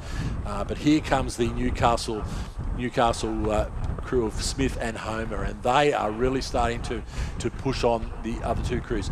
The one that could be in trouble here is Boyko and Eisenlaw. They've got to do some work, because off to their right you can see that Lower Clarence combination, the Ryans as we call them, coming down to coming up to challenge them. But it doesn't look at the moment like Newcastle are going to be able to do enough to get this crew of this very, very quality crew of Morgan and Derleek. Doesn't look like they're going to have enough to catch them. Newcastle still going out of them, so not that far off the pace here of the leaders. And the real race, as I said before, the Lower Clarence crew coming home extremely fast over the Curtin University. Will the Curtin University hold on? Yes, they've just reacted right then. They've reacted. They thought enough is enough. They're close enough. We're going to go. And they've just wound it up a bit now. It will be the Derleek-Morgan combination from Adelaide University in Sydney crossing the line to take a great win in this race, followed by the Newcastle combination of Homer and Smith. It will be the Boyko and Eisenlaw crew from Curtin University in third, and then Melbourne, followed by Melbourne, Lower Clarence and Glebe. So the crew that did make the big move at the end there was that Melbourne crew. They've certainly come through, but not enough to get into places, but a great 4th place on their part. Not sure if the rowers can hear you out there on the water, Rob, but there's no doubt that when you called the rise of Smith and Homer from Newcastle, there was a real clear lift from Morgan and Derleek. They sensed your tone. They sensed something was coming, and the boat almost moved sideways. That's how much power they put in when they lifted. It was amazing. Yeah, certainly. It was a great row on their part, and as I said, I think Chris Morgan was in the a quality quad, Australian quad. A few years ago now, stroked by Dan Noonan, and I think a few of the other people in there, and they certainly fairly sure he was in the combination that held the world's fastest time for many years. So the man knows how to scull. And that's great to see, isn't it, when you see the quality of those Olympians and World Championship representatives continuing their rowing right through the Masters age groups. It's terrific to see. Okay, we've got a big moment here, Rob. Big final. Gee whiz. Yeah, it is. This is a big final, and once again we just look. I think you're just looking up last year's results as well, and these women, most of them would have figured in the results last year, and a couple of newcomers to the fray. Rosalie Furness has just been in it for a few years, and they're away, and as we'd expect, getting out to a very quick start was the 3 scullers on the other side, which is the Ellis, Ipmar and Nishibata in the lanes 2, 3 and 4. They've got away to a very quick lead. It does look like Ipmar at the moment is trying to stamp some authority on it. We know Ellis and Nishibata are going to be extremely strong. Tanya Nishibata from Melbourne Rowing Club, of course, coming up, as we mentioned earlier, coming up from the D category into the E this year. It's a very tight race. Simone Ellis, once again, extremely fast as well. There's nothing in it. We're just looking across that field now. There is absolutely nothing in it. The initial drone shot had it looking like that Ipmar could have been in the front, but I'm not quite so sure that's the case now. And the three scullers here are trying to push out from the rest of the field. So Ellis, we can see rowing in lane number 4. That's third from the right of screen, the silver medalist from last year in this classification. She's doing it pretty well at the moment. It was very impressive in the heats was Nishibata, and she was rowing in lane number 5 and is probably just got her nose in front at the moment. So it's Nishibata and then Ellis and then Ipmar, the defending champion, is still right there, and Renata is just responding now nicely to the challenge. So it's a great battle we have, isn't it, as we turn our heads to the halfway. You can see the halfway point fast approaching, and it's been a nice little moment here for Ipmar. She's been able just to compose herself nicely from Drummoyne Rowing Club. She'll be pretty seasoned. She'll sense this moment, won't she, Rob, that it's now is where the race can be won. Yeah, absolutely. And, you know, I think we got Simone Ellis showing up as coming through first place, but it's 0.29 and 0.39 between Ellis, Nishibata and Ipmar. So the race is certainly on amongst these three, and we're going to see a cracker of a second 500. So we can see Ellis now really turning the wick up. She has just gone on a big push through that 500 metre mark and probably pulled about half a length over Ipmar and Nishibata. So they're going to... Ishibata is a very strong sprinter. So Renata probably more enjoys that steady pace throughout the race, but she's going to have to lift if she wants to get back up into that first or second place. She's going to really need to lift at this point now. So Ellis now stamping her authority on this. We can just see a little bit of a tweak of movement from Nishibata now. She's just starting to wind it up. Now you can see very clean blade work from these scullers. So that's all important here, that they are keeping it really clean. They are keeping it really controlled with their rowing. Just taking a bit of a diversion there is Ellis. She's just crept over a little bit out of her lane, so she'll want to come back. She's now, see, the conditions there have got clearly rougher, and they're bouncing their oars a little bit off the water now, so they're probably, I'm suggesting that Simone Ellis may not have doing a lot of rowing in this really rough water, so just finding that conditions. It's not affecting her speed too much, but just doesn't look quite as comfortable as she was. Nishibata now is that sprint I talked about. She's got the sprint, and she's got the bit between the teeth. Remember, she's just come up from D, so she's probably at the younger end of this age group, and she'll be using that to her advantage now, and absolutely using that to her advantage. She's pulled up level to Ellis there. Ellis just caught catching ever so slight catching a crab there, so it just slowed her progress just enough. She's now picked it back up again, and she's gone for the big sprint. So Nishibata just holding her off at the moment. And responding in kind, and will be Nishibata just going down to the line, about 3 strokes to go to get to the line, and it will be Nishibata taking out the win. Very good win. Does look like Ipmar's going to be overtaken by the sculler on this side, is Leanne Martin from Windaree. So there was a bit of a surprise. So I know that it's had a few issues with health issues, so maybe they got the better of her. She came next. She just did not seem to react to that fast finishing Leanne Martin sculler. And we've got now Penny Rattray Robertson coming across, followed closely by Rosalie Furness. Terrific rowing from Nishibata, absolutely phenomenal with that closing speed, but what a row it was from Ellis. She was just so impressive. She had a couple of things not go her way, but she was able to really hold strong, and she'll be pretty happy with the silver medal. As we move through to our next final, it's the lightweight women's masters E category, single sculls. Yeah, we have in lane 2, Phoenix's Tony Milne. In lane 3, Dragons' Rachel Foster, coached by Kathy Phillips. In lane 4, Balmain Rowing Club's Anya Weaver. In lane 5, Drummoyne Rowing Club's Wendy Roncolato. And in lane 6, ANA's Samantha Johnson. And in lane 7, Drummoyne's Kathleen Hextall. So early stages, just sorting each other out. Another big gold medal up for grabs here for the lightweight women, and Drummoyne probably just in front. Kathleen Hextall under Coach Glendenning has started nicely, and we'll just find her rhythm now.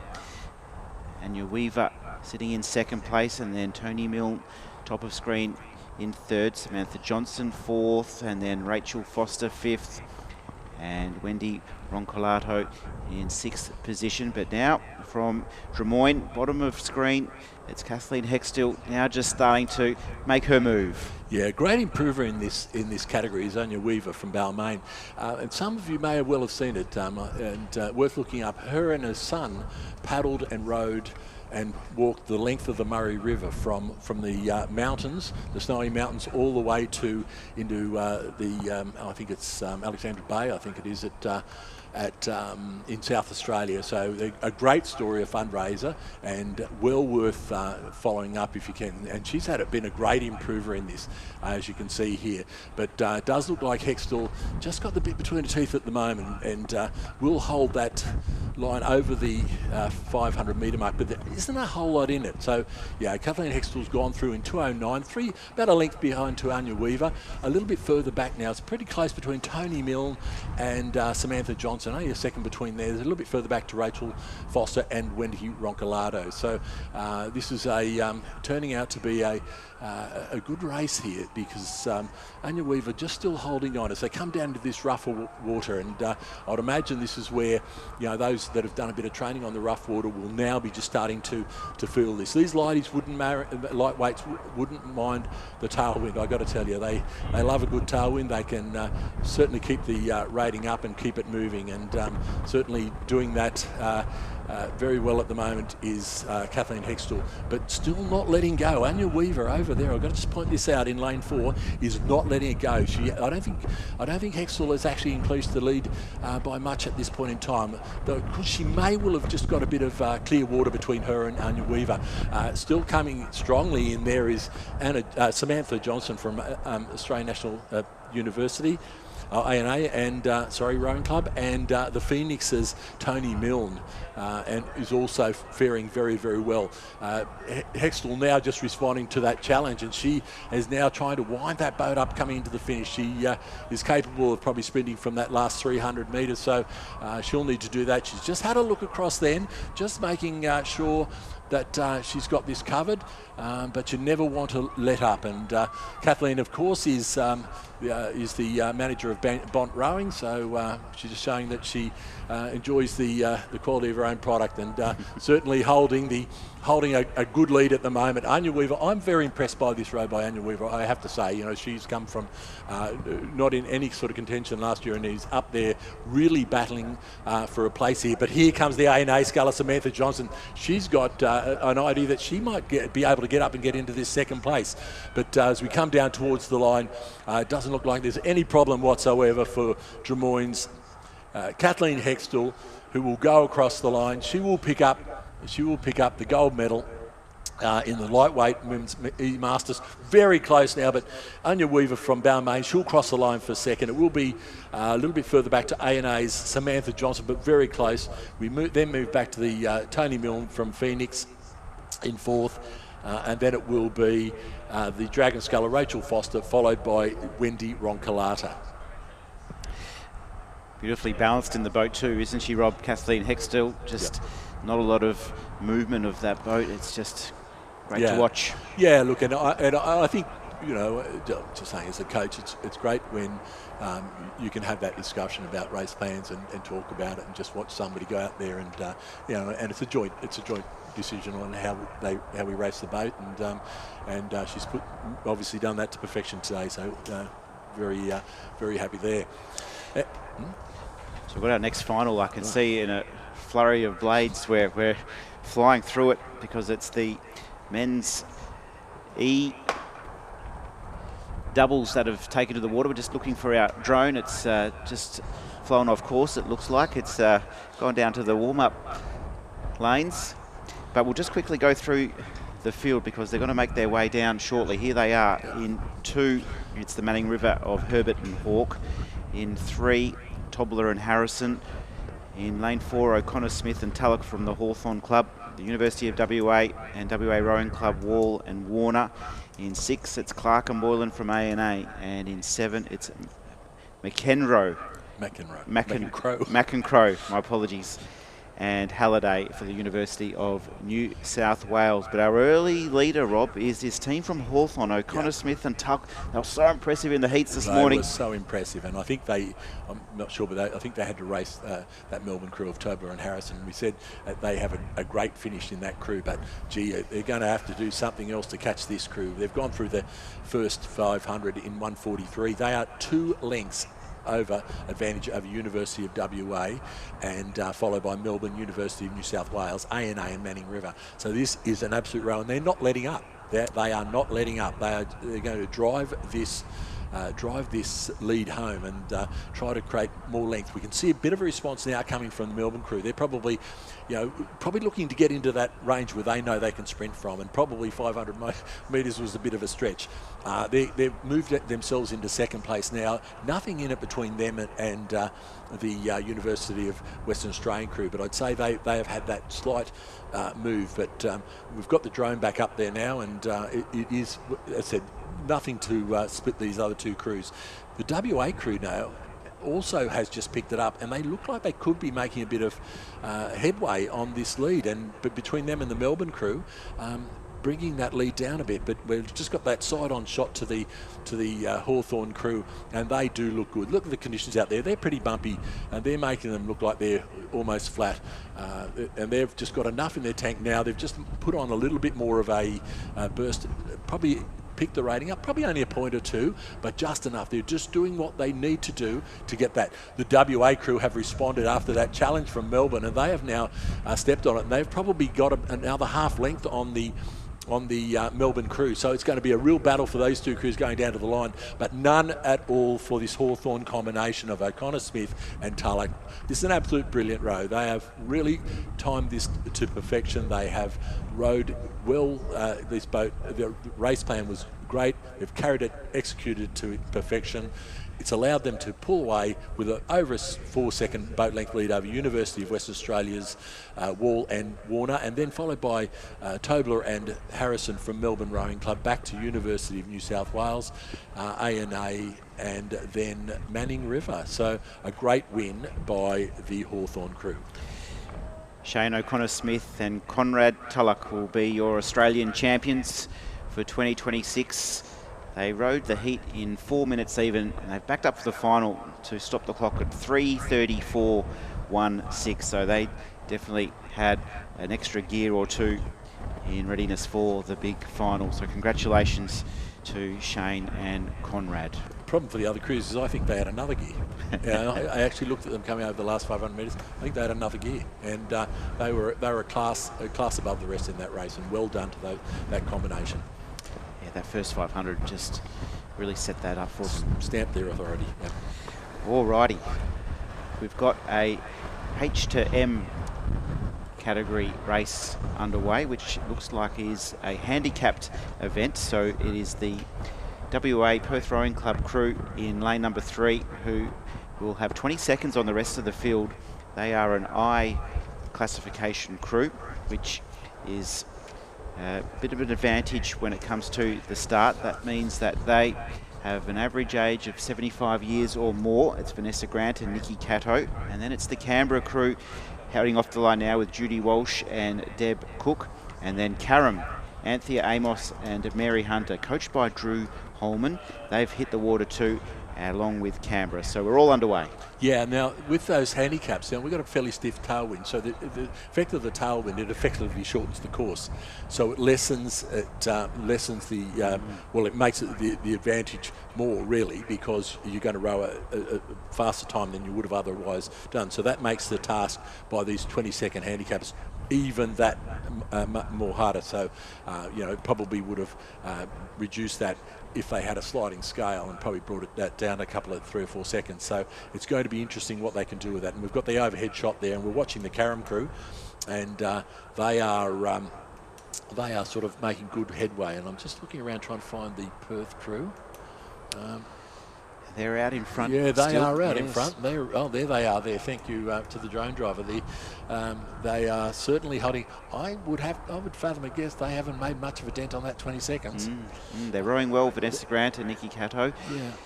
They've been able to just hold on to that lead, and you're right there, Rob. It looks like it's going to be a little bit insurmountable at this point. So we're just about to approach the halfway mark, and for Vanessa Grant and Nikki Cato, they'll just need to keep working hard. They're probably trying to enjoy the moment, but it's going to get a little bit interesting towards the back end of the race. Yeah, I'm sure where all the handicaps come up. But as I said, I think this 20 seconds is going to be a very, very tough ask in these conditions with the big tailwind.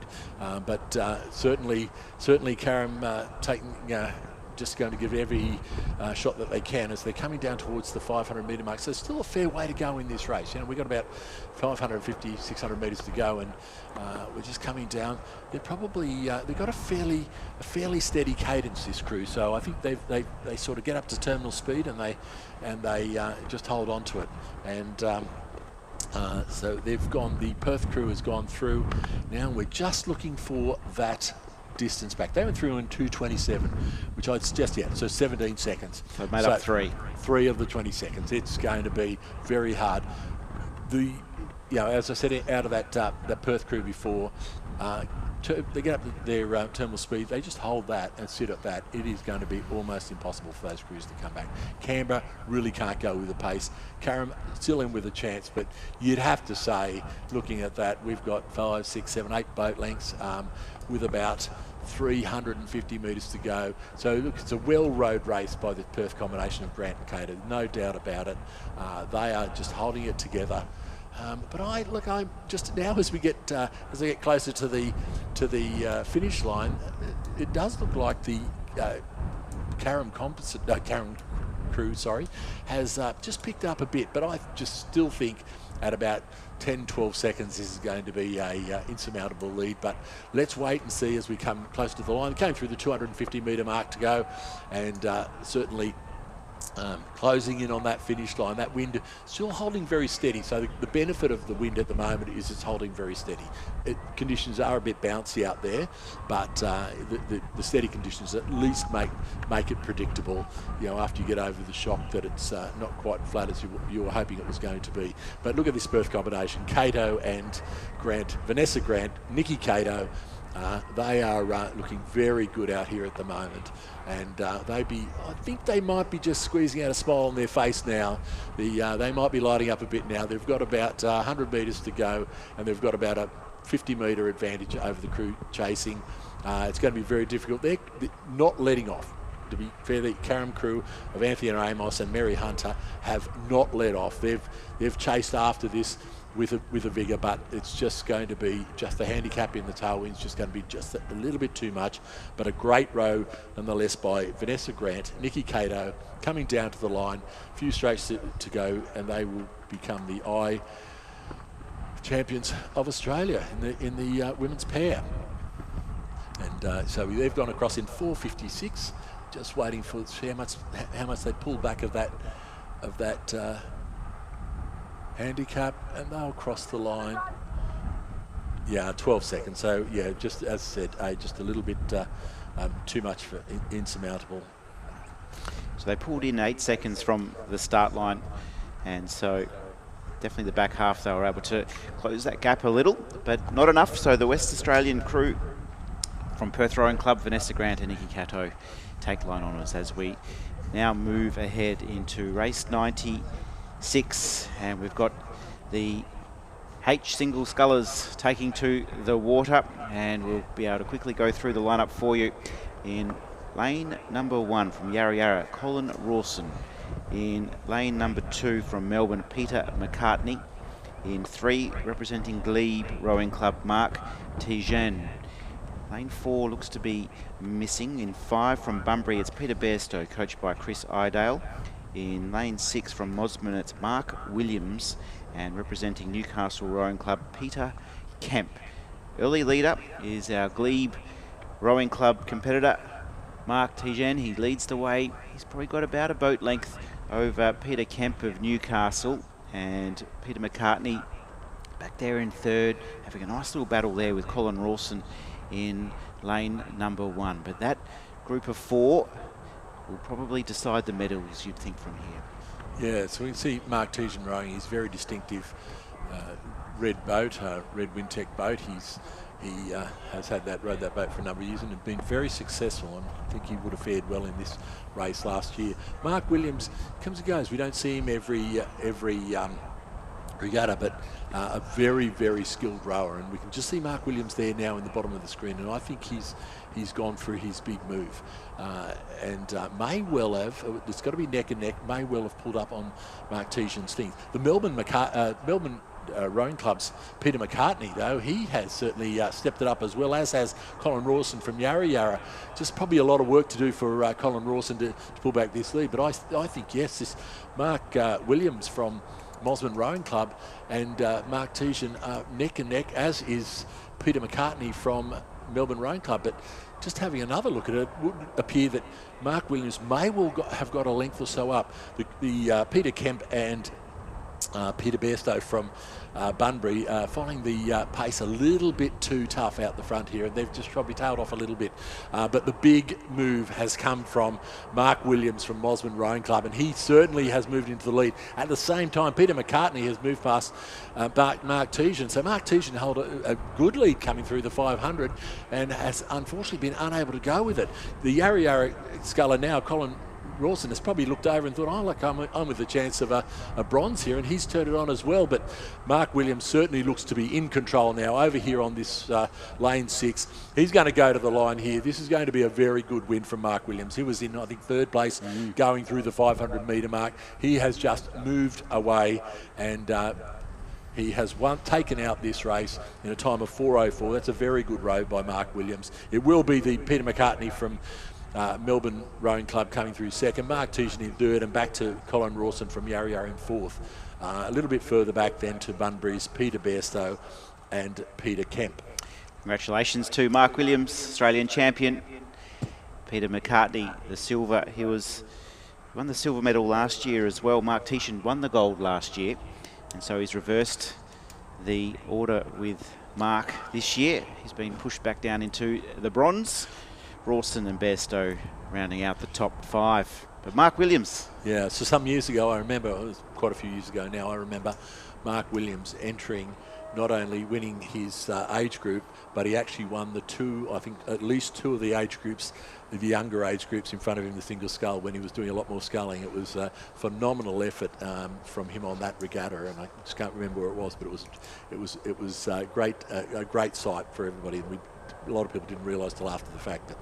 But here we go. So that's what happened to Tom Oddie. We know what happened to Tom. He's decided that the lightweight version of the event, he was going to be in better, more competitive. So he's opted for the lightweight men's H lightweight single scull final. And so we have in lane 3 Tom Oddie, in lane 4 Gary Betts, and in lane 5 Cunningham. So Oddie from Buckingham, Betts from Murwillumbah, and Gunningham from Toowong. So they sitting up there on the start now, and pretty calm and collected at the moment. So Robert Gunningham left of screen, the defending champ from last year. Gunningham proudly in the Toowong Rowing Club colours. He's looking for back-to-back victories. Oddie right of screen in lane 3. He finished 3rd. He finished with the bronze last year. So we'll wait and see how they finish this year.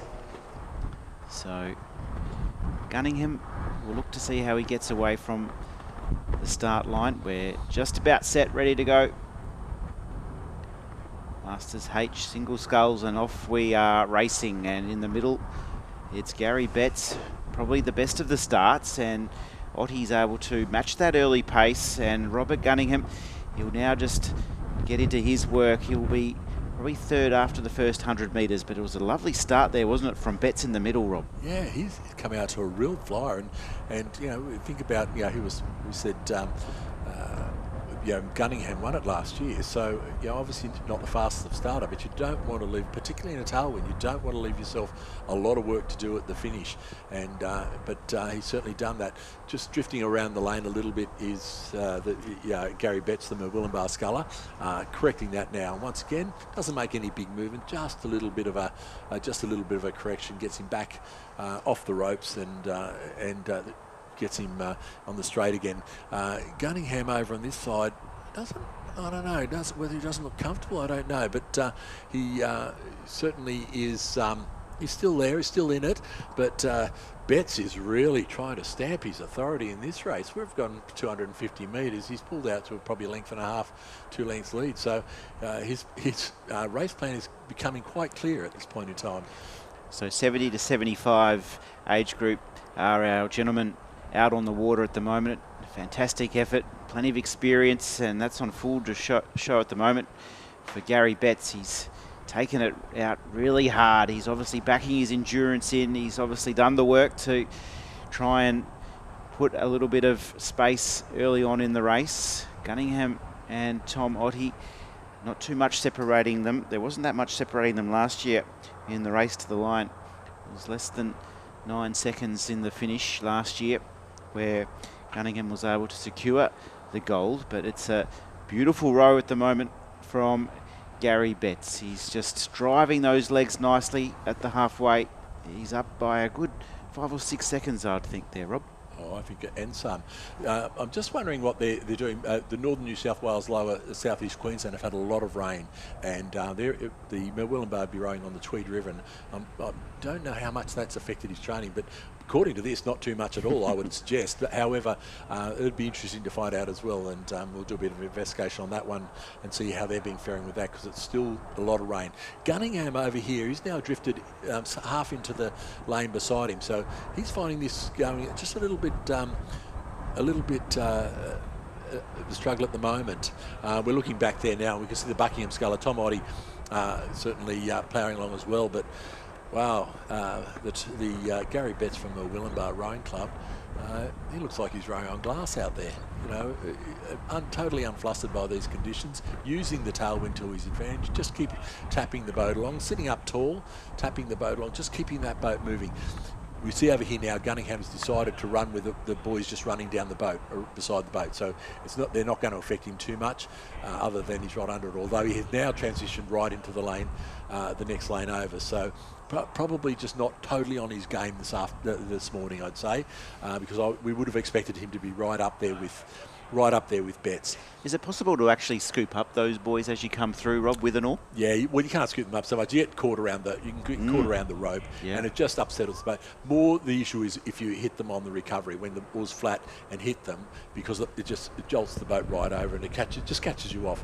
If you've got very light hands, which we always try to coach, it should just tap it and keep on going. But that's not always the case. But here's Gunningham now. He's actually got a bit of a sprint happening here, and has tried to move in front of Tom Ottey. Now you can see on the Willumbar Gary Betts' hat, he's got a mirror, so that allows him to see the course in front of him, and anything that's in front of him, any obstacles or whatever. So probably doesn't need it that much out here, but probably it's one of those things you get used to rowing with it, and you're just going to keep it on your hat. But it is quite a common thing where you've got rivers that have a lot of obstacles, and he goes, that's a great win by Gary Betts. That is a commanding, I think that's the biggest margin we've seen in a final so far.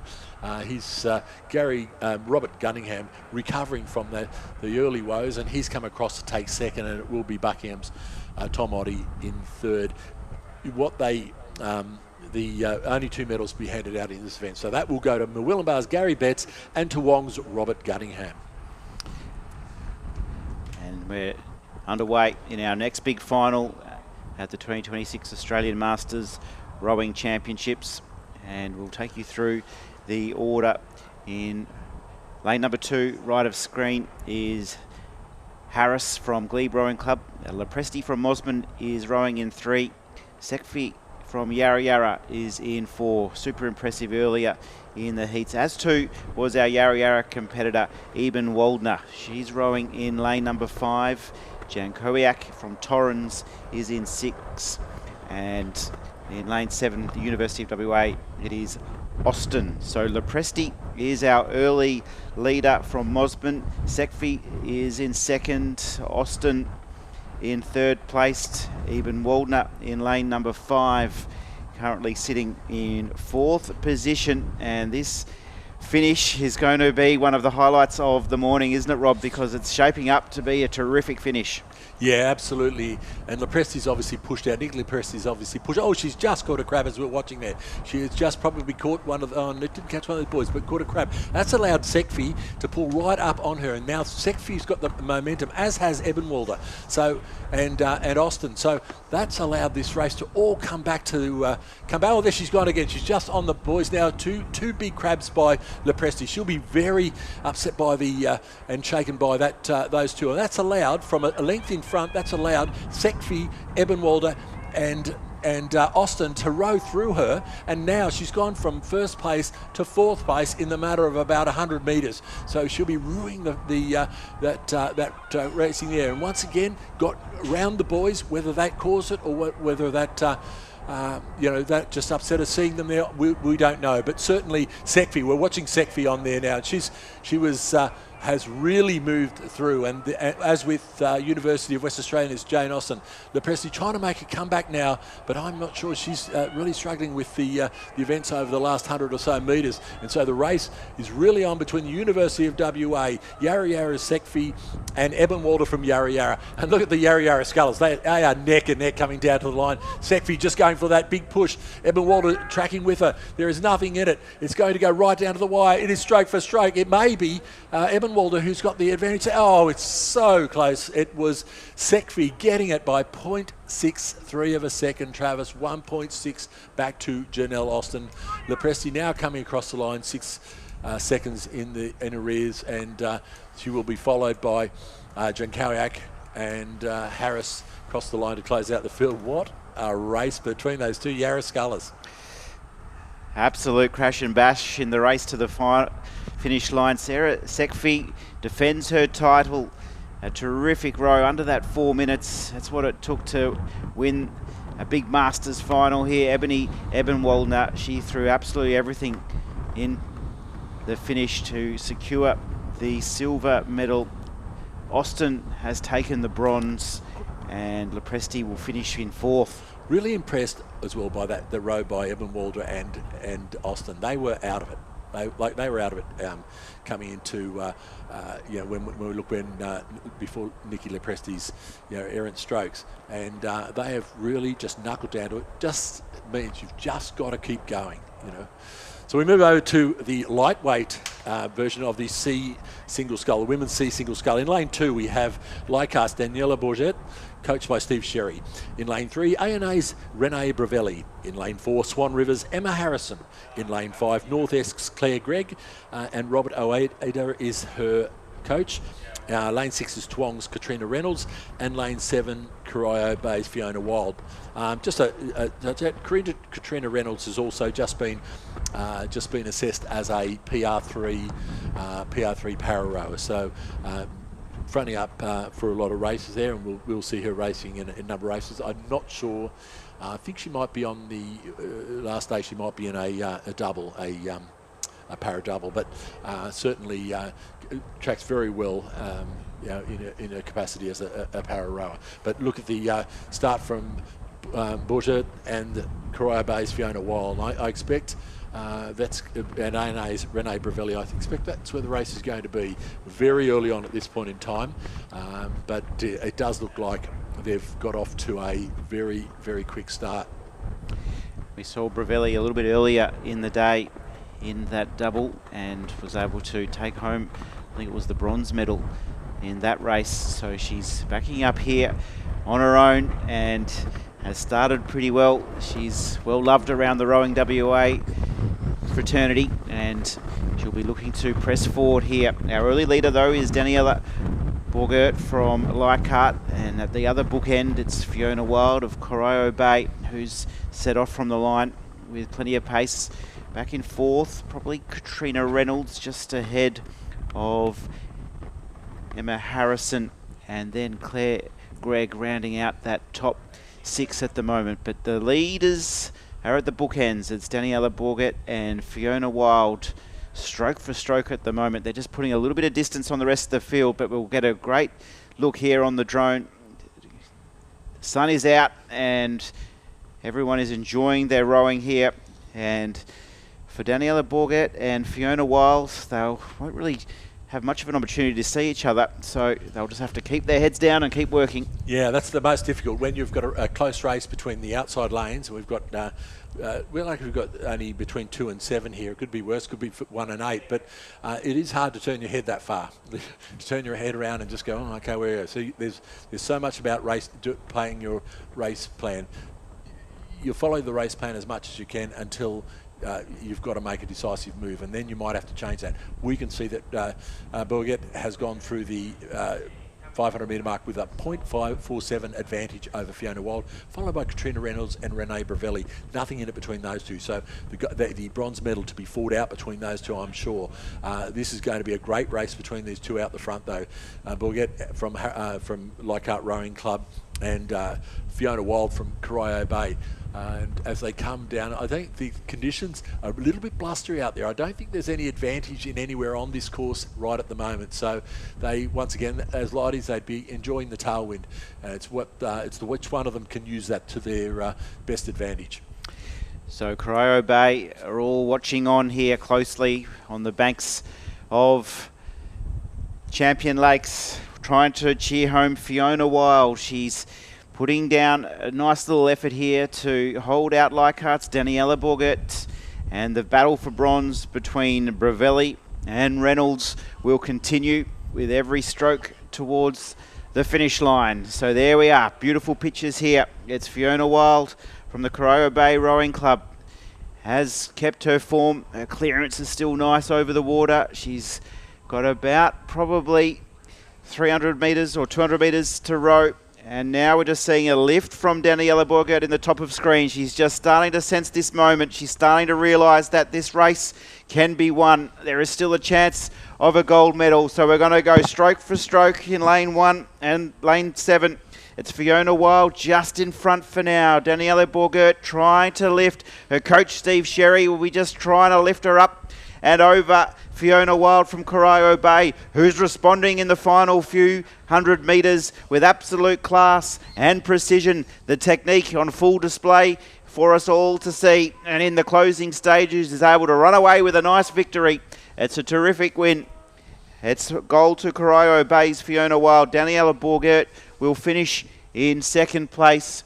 The race to the line for the bronze medal, it's Katrina Reynolds who is able to win that battle over Bravelli, who will take in 4th position. And then in 5th, Emma Harrison and Claire Gregg coming in now. But congratulations to Fiona Wild. She was able to just work hard on her own out here close to us, Rob, and get the job done. I think the most noticeable thing for me is when we got down here, the water's a bit rougher than it is at the start, or it certainly appears to be. Looking at Fiona Wild, 300 metres out, once again, she looked like she was on flat water. She was clean, there was no fuss, she wasn't banging around the water, it wasn't rushing, and that has worked in her favour, absolutely worked in her favour. Great work by Katrina Reynolds too, as I said, recently given para status, and Katrina with her condition it has up and down days. So today, luckily for Katrina, she'll go home with a medal today. So great to see. I'm looking forward to this race, Rob, because in lane 4, the defending champions from Yarra Yarra are featuring here, Nick Inglis and Brent Lucadell-Wells. They're looking to defend their title, and they have kicked off their start in fine fashion. But let's quickly go through the roll for you. From Lindisfarne, it's James Cowley and Tom Wilcox. They'll be hard to beat as well. North Esk are in 3, Marcus Tonnelly and Patrick Bird. Then it's that Yarra Yarra crew we spoke of, the defending champs in Inglis and Lucadell-Wells. Then it's Carram's Drew Holman and Stuart Gilbert. A&A Andrew Fernandez Martins and Alec Monga, and Old Scotch Collegians Alex Hatch and William Johnson in the boat. But Rob, this Yarra Yarra crew, they've been impressive, but Lindisfarne have started well there in lane number 2. Yeah, well, look, I think Lindisfarne's probably their race plan is fairly clear at the moment. They know that they have to be in front of the Yarra crew. And we see the Yarra just winding up now, which is followed closely by Karam. So they have gone out like a bullet gate. They have rated very high off the start, and they're still holding that rating as they're coming down towards the 500 metre mark, just holding out a slightest advantage. But it does look like the Yarra, Nick Inglis and Brent Lucadou-Wells are now just starting to wind into their work. Nothing between still these boats over on this side of the track, and I think we're looking at El Collegians there. Certainly faring very well as well, as are the Karam crew. So it looks like it'll be between these four crews, the Lindisfarne, Yarra, Karam and Old Scots Collegians for the medals. Just a couple of dirty strokes there from the crew. But yes, it was Yarra going through, had overtaken the lead from Lindisfarne, holding 1 second, 0.9 second back to Karam, 1 second back to Old Collegian. So we've got we're talking 3 seconds between the top four boats. So that's not even a length in these boats. So it's going to be so close to the finish. It's who's got the finish. I think what we're seeing as the race unfolds, we know where the pace is, and that's with the Yarra crew. And they certainly have just moved out to probably more than that 1 second lead they held going through the 500 metre mark, but not giving up at all other Karam and Lindisfarne crews. Probably Old Collegians now maybe finding the pace just a little bit tough, just getting a little bit lacking a little cleanliness in their oar work. You can see a lot of wash coming up and spray coming up from their work, and we see these two coming down here. It looks like Tommy Wilcox in the bow of that boat, and has a look across and says, well, why not? We give it a crack. We'll go up another couple of points. And they are now trying to just bridge that gap between them and the Yarra crew, and Karam going with them as well. What a race this is. They were all within about a half a length and coming down to about 250 metres to go, or 150 metres to go. Just holding a slight lead at the moment is the Yarra crew, but look at the Lindisfarne crew coming home on the other side. Sorry, it was Tommy Wilcox in the stroke seat and knows how to sprint to the line, and they have got an absolute turn up, and here come Karam. So not getting it their own way, Inglis and Lucadou-Wells, as they come down with about half a dozen strokes to go, and Lindisfarne really pushing ahead. The strain on their faces, the work going in, the Yarra crew pushing again, and it's going to go right to the one. It's a photo finish. There is, I'm not sure that, it was that close, 0.42 the second, but we'll have to see if that's the judge's final call. But it's got Yarra, 0.42 of a second back to Lindisfarne, Karen 4.19, and another 3.81 seconds back to Old Scots Collegian. So we just saw then, the surge as the blades in the water, the surge forward, surge forward. It was bow ball, swapping bow ball, swapping bow ball, swapping bow ball, and it would appear that Lindisfarne has just missed out on being able to hold off that Yarra crews. That's a great result all the way around for all those crews. Fantastic racing from Yarra. It has come down right to the end. Nick Inglis and Brent Lucadou-Wells defend their title. James Cowley, he was in the boat last year with Hutton. He's brought in Tom Wilcox. He finished second last year, James Cowley. And he brought in Tom this year just to try and have that bit of a faster finish. And he just wasn't quite able to get there. But so close for James Cowley in that Lindisfarne boat. So we'll look forward to seeing how he responds to that in future years. But for Yarra, that is a fantastic win. They'll go back and watch that one, Rob, and enjoy every single stroke. Yeah. Oh, absolutely. And, they'll rue it a bit because they had that lead early and then they just left it stowed down in the middle, were bringing it home, and clearly had to pull back the second half. And have done that, have just missed out by 0.42 of a second. So a great row by all those guys. Now moving on to race 101, the Women's Masters Coxless 4. In lane 2, we have Canning Bridges, Indra Sivakalundu, Jacinta Russin, Linda Pepple and Melissa Harpley. In lane 3, North Essex, Diana Ottaway, Elizabeth Stephen, Kathleen McQueen, Judy Fenner, their coach Kerry Dawkins. In lane 4, the Leichhardt Composite, Joanne Ward, Louise McCoach, M. Barrick and Susan Huggett, coached by Kim Rudder. In lane 5, Corio Bay's Jandy Watts, Tanya Sutherland, Tracy Holding and Pam Westendorf. And in lane 6 we have Perth, Meg Pike, Edwina Foster, Susan March and Kathy Ride. So Leichhardt Composite fastest away, early leaders ahead of the North Esk crew, and then at the bottom of our picture it's that Perth crew in the red boat with Meg Pike, Forster, March and Ride and third, and then fourth and fifth still pretty tight. Yeah, so we were talking yesterday a little bit about the tandem rig boat, and we can see that on display in the Perth boat, the red boat there. We can see the 2 and 3 are on the same side, the bow side of the boat, and bow and stroke are on the stroke side. So once again, 4 pretty evenly matched strengths within the boat. It'll help keep the boat flat. It takes a little bit of skill to row one of these things. It tends to dip one way if you're not careful, but once you get to row them, they are a fantastic combination and feel within that boat. But we can see the Leichhardt composite. They have gone out very hard. Going with them is North-esque, and I think North-esque was probably a little bit surprised by the pace that the Leichhardt composite had coming off that line. And once again, we see in that boat Joanne Ward, Louise McCoach, M. Barrick and Susan Huggett. So they are all fairly close Sydney siders, and will be would have rowed a little bit together under the tutelage of Kim Rudder. I think the Perth combination and North-esque are probably still in with more of a chance than they think. Only 2 seconds down to the North-esque crew and 0.5 down to the Perth combination, followed by Corio Bay. This is at the 500 metre mark. And then Canning Bridge. So the Leichhardt composite crew, they were able to win this event last year at the Australian Masters Rowing Championships. So they're returning here as the defending champions under the watchful eye of Coach Kim Rudder. He's put together another good crew here for the Leichhardt team, and they've just increased their lead now out over a boat length. Yeah, they certainly have, and they look like they've hit their stride here. They've moved away now. They're using that crew that's moving pretty quickly at the moment, though, is this Perth crew over in lane 6. It'll be interesting to see if they can overhaul the North-esque crew on the other side of the track, but I don't think either of them is going to get close to Leichhardt, the Leichhardt North Shore St George composite at this point in time. We've got it coming in about 250 metres to go, and they are powering towards the line. You know, they've got some real strength in the middle of that boat. You know, M. Barrick, Louise McCoach, you know, and probably, you know, the finesse at the end of Joanne Ward and Susan Huggett. Very, very experienced combination.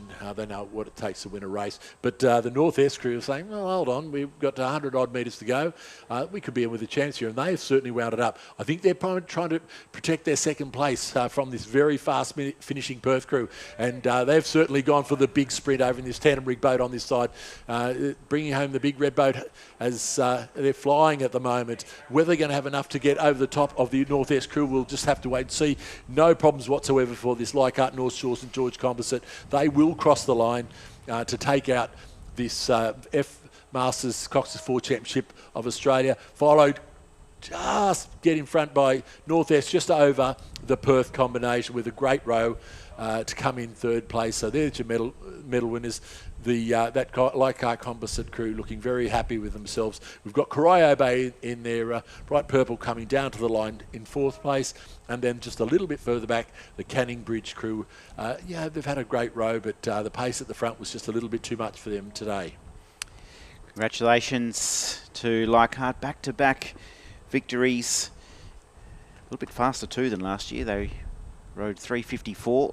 Today, 3:53. So yeah, and I think I was just trying to work it out before. So I thought the scullers came down there before, and they were, I think it was the C scull in about 4:03, and I would have expected about 4:10. So it's probably about a 7-second tailwind at the moment, or thereabouts. So that's the scene here at Champion Lakes. A little bit breezy.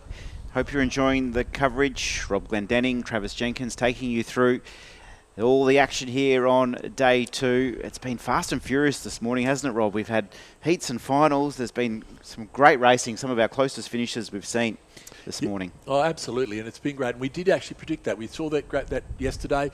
And I think what's happened here is that probably when you do get into the eastern states where it's a little bit less costly to get there, that you get a lot of people who wouldn't normally go. They just want to go to an Australian Championship. So they may not be as competitive as they otherwise would have been. We haven't got that because they're saying, well, we're not going to pay all that money to come over here just for the experience. So what we're seeing is we've got the cream of the crop here, and we're actually seeing that play out in all these heats and finals now, and seeing some great rowing and great exhibitions of rowing. And I think we're going to see that again in the Cox 4, the Women's Masters Cox 4, which is race 102, and it is on the starting blocks. We have in lane 1, Yarra Yarras, Kerry Bennett, Rebecca George, Rachel Golonka, and Kathy Sagaris. Their coxswain is Sam Lincoln. In lane 2, A&A Composites, Alison Kirkwood, Sandra Wilson, Simone Burge, and Mary Cameron.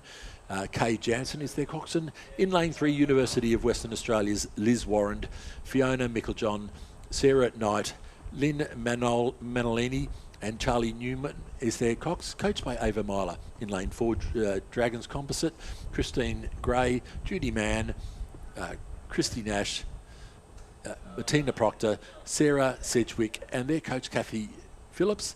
In lane 5, another Dragons Composite, which is Julianne Kelly, Christine McCready, Jacqueline De Jong, Aswari Cruikshank, and Lauren Robertson is their coxswain. The Endeavour Composite in lane 6, and Amanda Cavell, Elaine Bessica, Sue Donoghue, and Katrina Whiteley with their coxswain Bonnie White. And in lane 7, Hawthorn's Ruth Oliver, Frances Graham, Robin Blake, Julie Cochin, and Natasha Kinsman is their coxswain. So just a little bit of skewy on the start at the moment.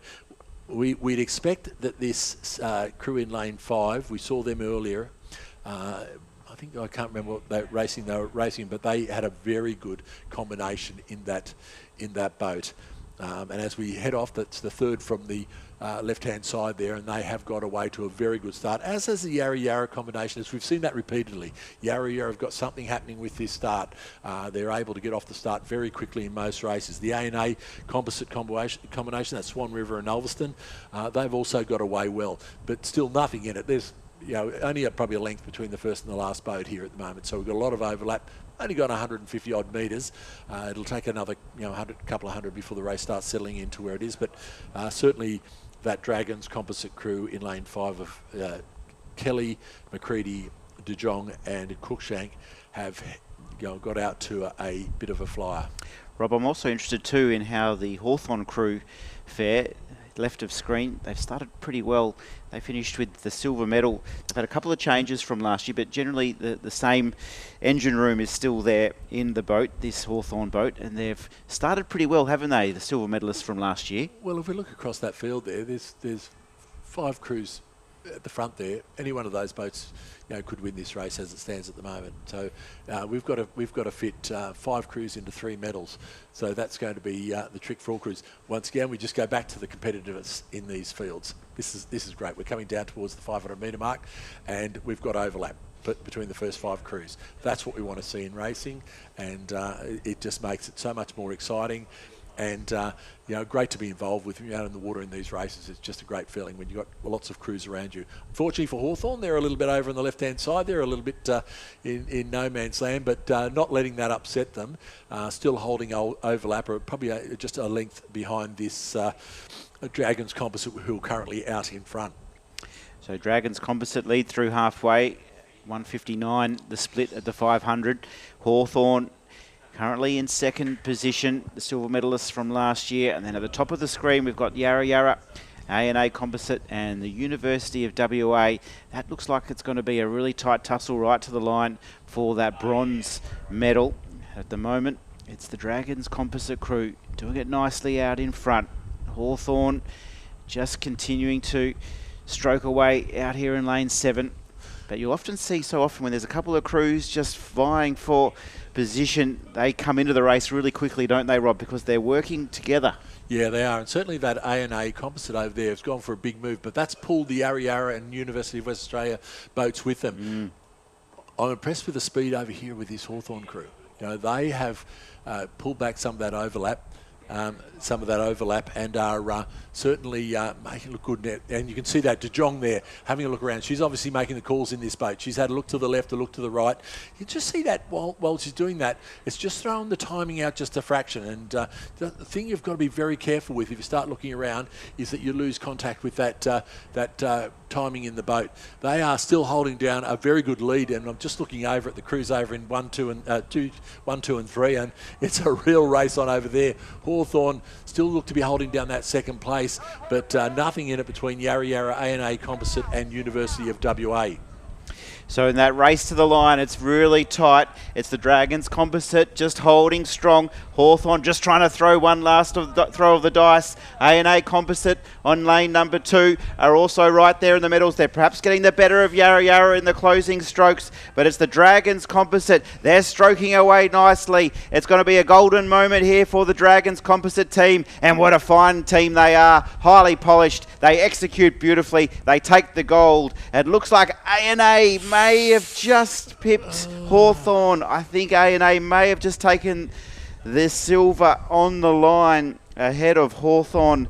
The bronze. We'll await for our official confirmation. Yarra Yarra were next in with the University of WA, but an absolute grandstand finish here for the minor placings.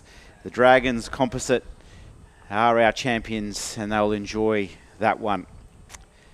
As we move on to our next big final, it is our single sculls final. We had a close look at these men earlier today in the heats. Let's go through the field for you. Horofina Horan is rowing in 2.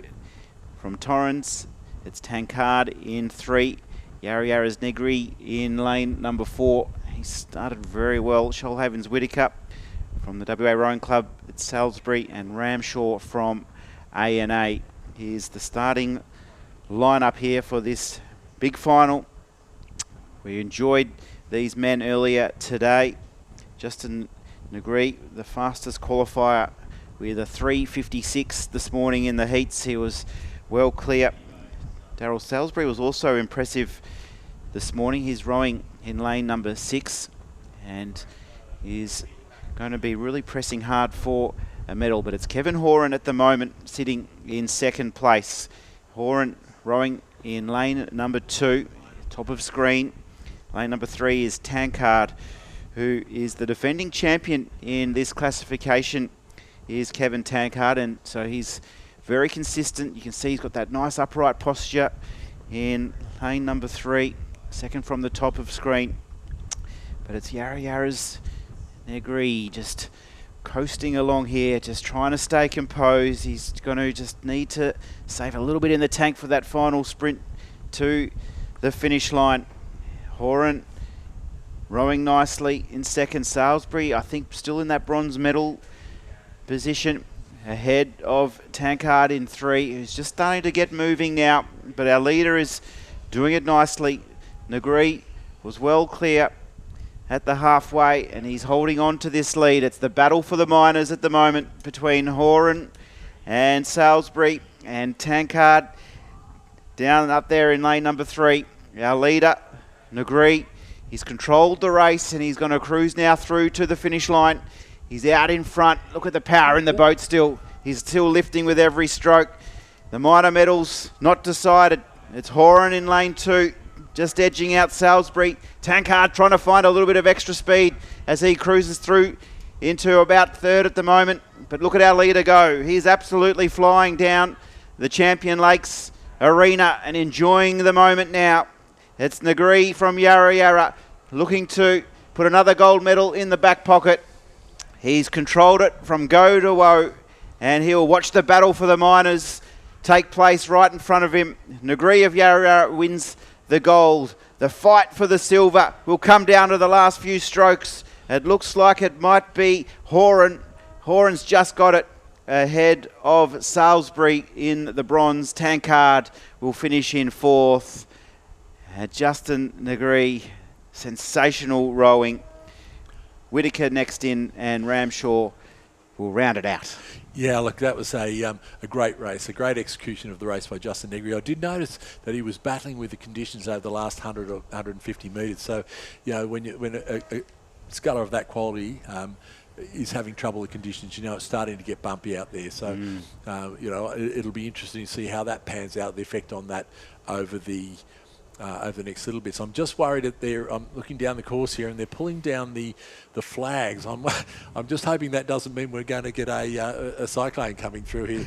But they just seem to be taking advanced action against something. I'm not quite sure what. But yeah, a great row by Justin Negri from Yarra Yarra, and as once again we see them, coming to the top and taking home the gold. The Yarra Yarra, a very, very strong club. And we move on to the race 104, the lightweight men's Masters F single scull. In lane 1, we have Torrens' Rob Ellis.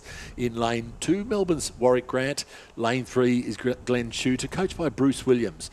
Lane 4, Drummoyne's Gabriel Haythornthwaite. In lane 5, Perth's Bo Tang, coached by Vanessa Grant. Lane 6, ADF Rowing's Rowan Jai Wardener. And in lane 7, North Essex Robert Wrigley.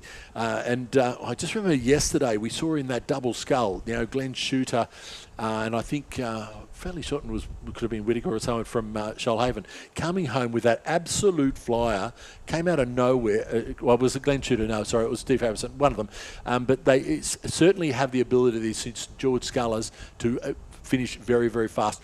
Will be interesting to see if he'll do that today. He's got a bit of work to do, because we looked down on the track there and it was North Essex Robert Wrigley who has really set up the challenge for everyone else. As you said, Glenn Shooter back there, probably sitting in the moment, probably in second place, and the ADF sculler, Rowan Jai Wardener, is in probably second or third as well. So it's going to be very close. So right over on the other side, though, we're looking, probably was out of our picture a little bit. We've got Rob Ellis. We've been calling this. We didn't even have him on the screen there, but I would suggest to you Rob Ellis is out to an absolute flyer, and the race at the moment is between North Est Robert Wrigley and Rob Ellis over in lane 1. So 1 and 7, we talked about that scenario with the distance between the two fastest boats and how that was worked. But gee, I tell you, these two guys battled it out last year too, Rob. They really were trying to, not much separated them last year. Rob Ellis won the gold ahead of Wrigley, and Jay Wardner, he won the bronze in this event last year. So Rob Ellis, the defending champ, and Wrigley, the silver medalist last year, once again, they're battling it out. Jay Wardner from the ADF, he's had a good start too. He's there in third position. Yeah, look, and Rob Ellis has really got out to her. It's a great lead through the 500 metres, 5.6 seconds. He may be enjoying slightly better conditions because he's in lane 1. He's going to get ever so slight protection from that, from the bit of land next to him. It's not a great deal, but and you'll take any sort of advantage you can get. And certainly over on this side, Robert Wrigley right in the thick of it. So that's where the race is at the moment. But I'm not sure that that lead that Rob Ellis held through the 500 metres is going to be one that the North Essex Robert Wrigley is going to be able to pull back, but he's going to give it a good shot. Really going well at the moment, though, is the ADF, Rowan Jai Wardener. As you mentioned, they were the first 3 last year, so that's where we'd expect that race was going to come from. The St George Sculler, Glenn Shooter, just dropping off a little bit. We're looking at that. We're looking down the course there at the moment, and it does look very bouncy out there at the moment for these scullers. As you mentioned, Rob, a little bit of clean water for our competitor in lane number 1 from Torrens, Rob Ellis.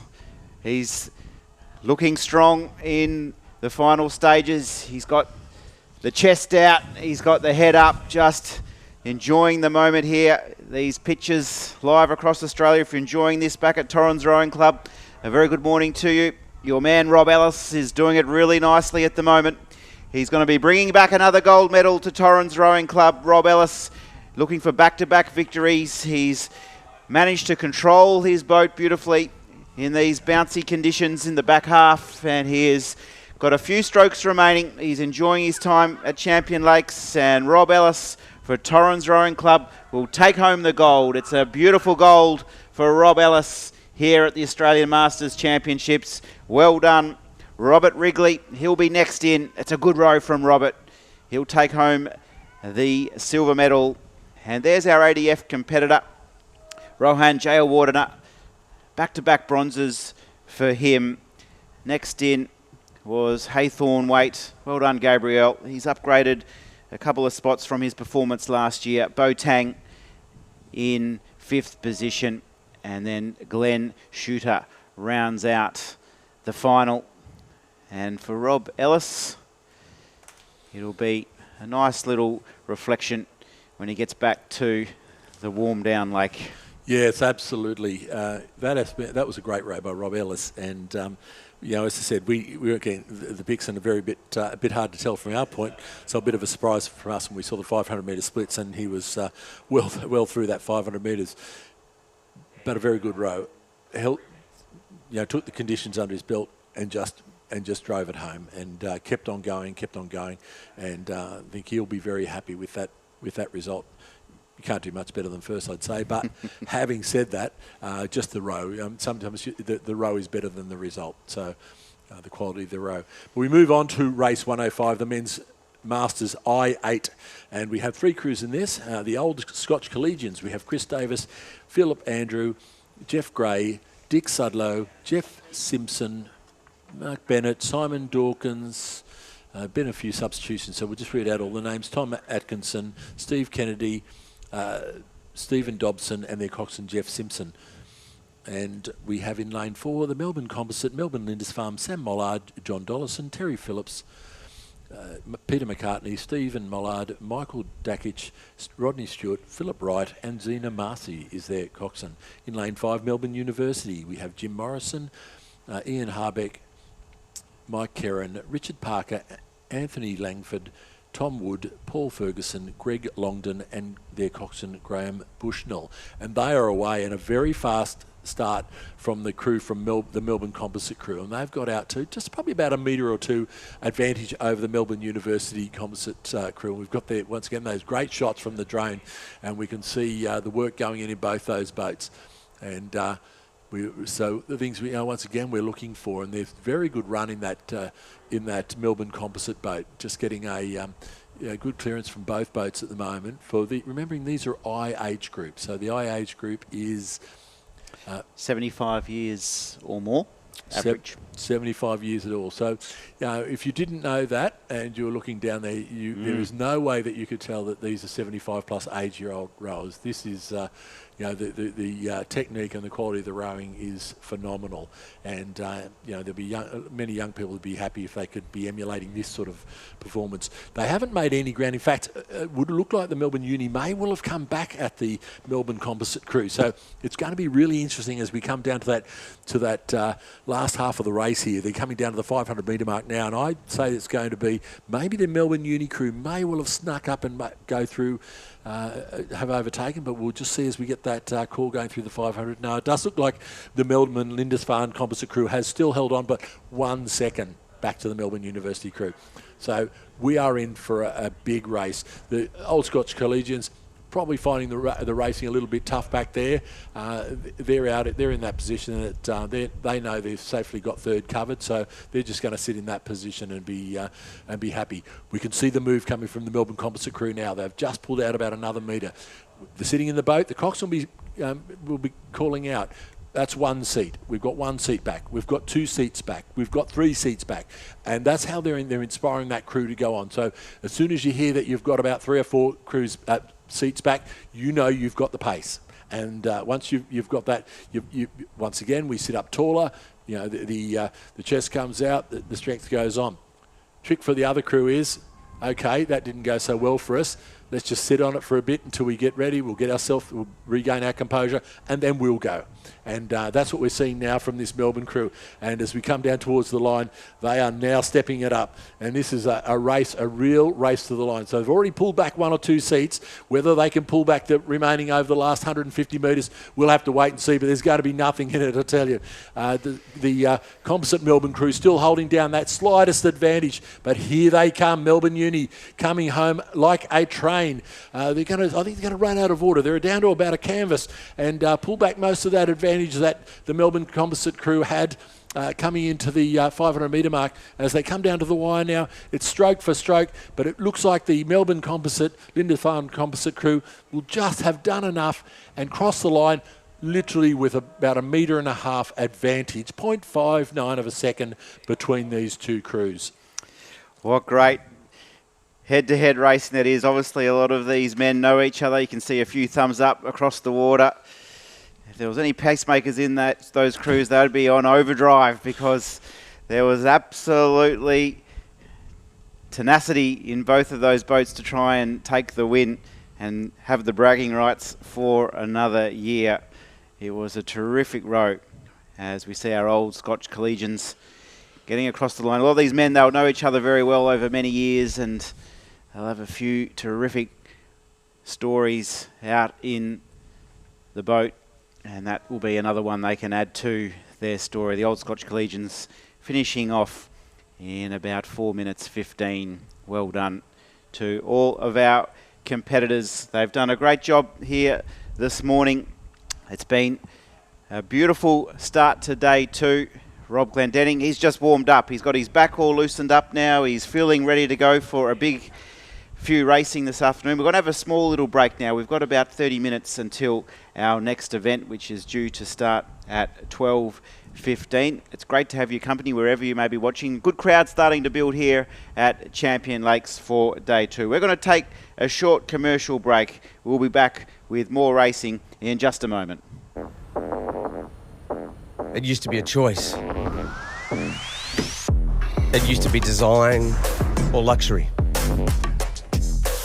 It used to be technology or space. It used to be performance or breaking the bank.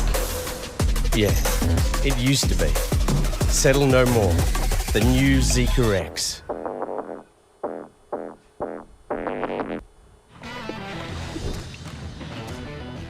Looking good, eh? Oh, Keno, what do you think, Nonna? Giramento de che? Hey, boss. Kenneth sorted it. All good? Kenneth. From big jobs to even bigger jobs, get the Keno feeling. Kenneth. Kenneth's make your job easy. Food's fantastic in this region. I mean, we've got, I think, a mini Swan Valley brewing up here. If you buy local, if you keep producing that, you know where it comes from. There's so many little cafes and restaurants and bigger venues that are providing amazing food. We have a lot of really special places around here. Cider houses, mini breweries. It's the entrance to the valley, you know, and where else, you know, can you get this beautiful scenery and, most importantly, good food.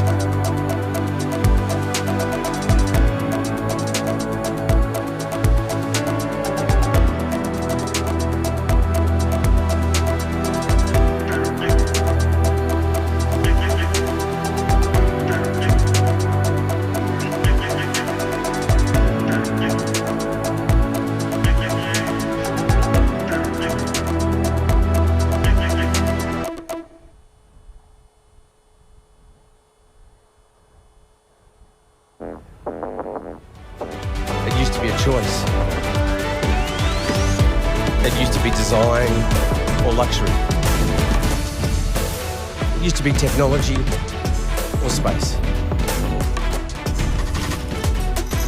It used to be performance or breaking the bank. Yeah, it used to be.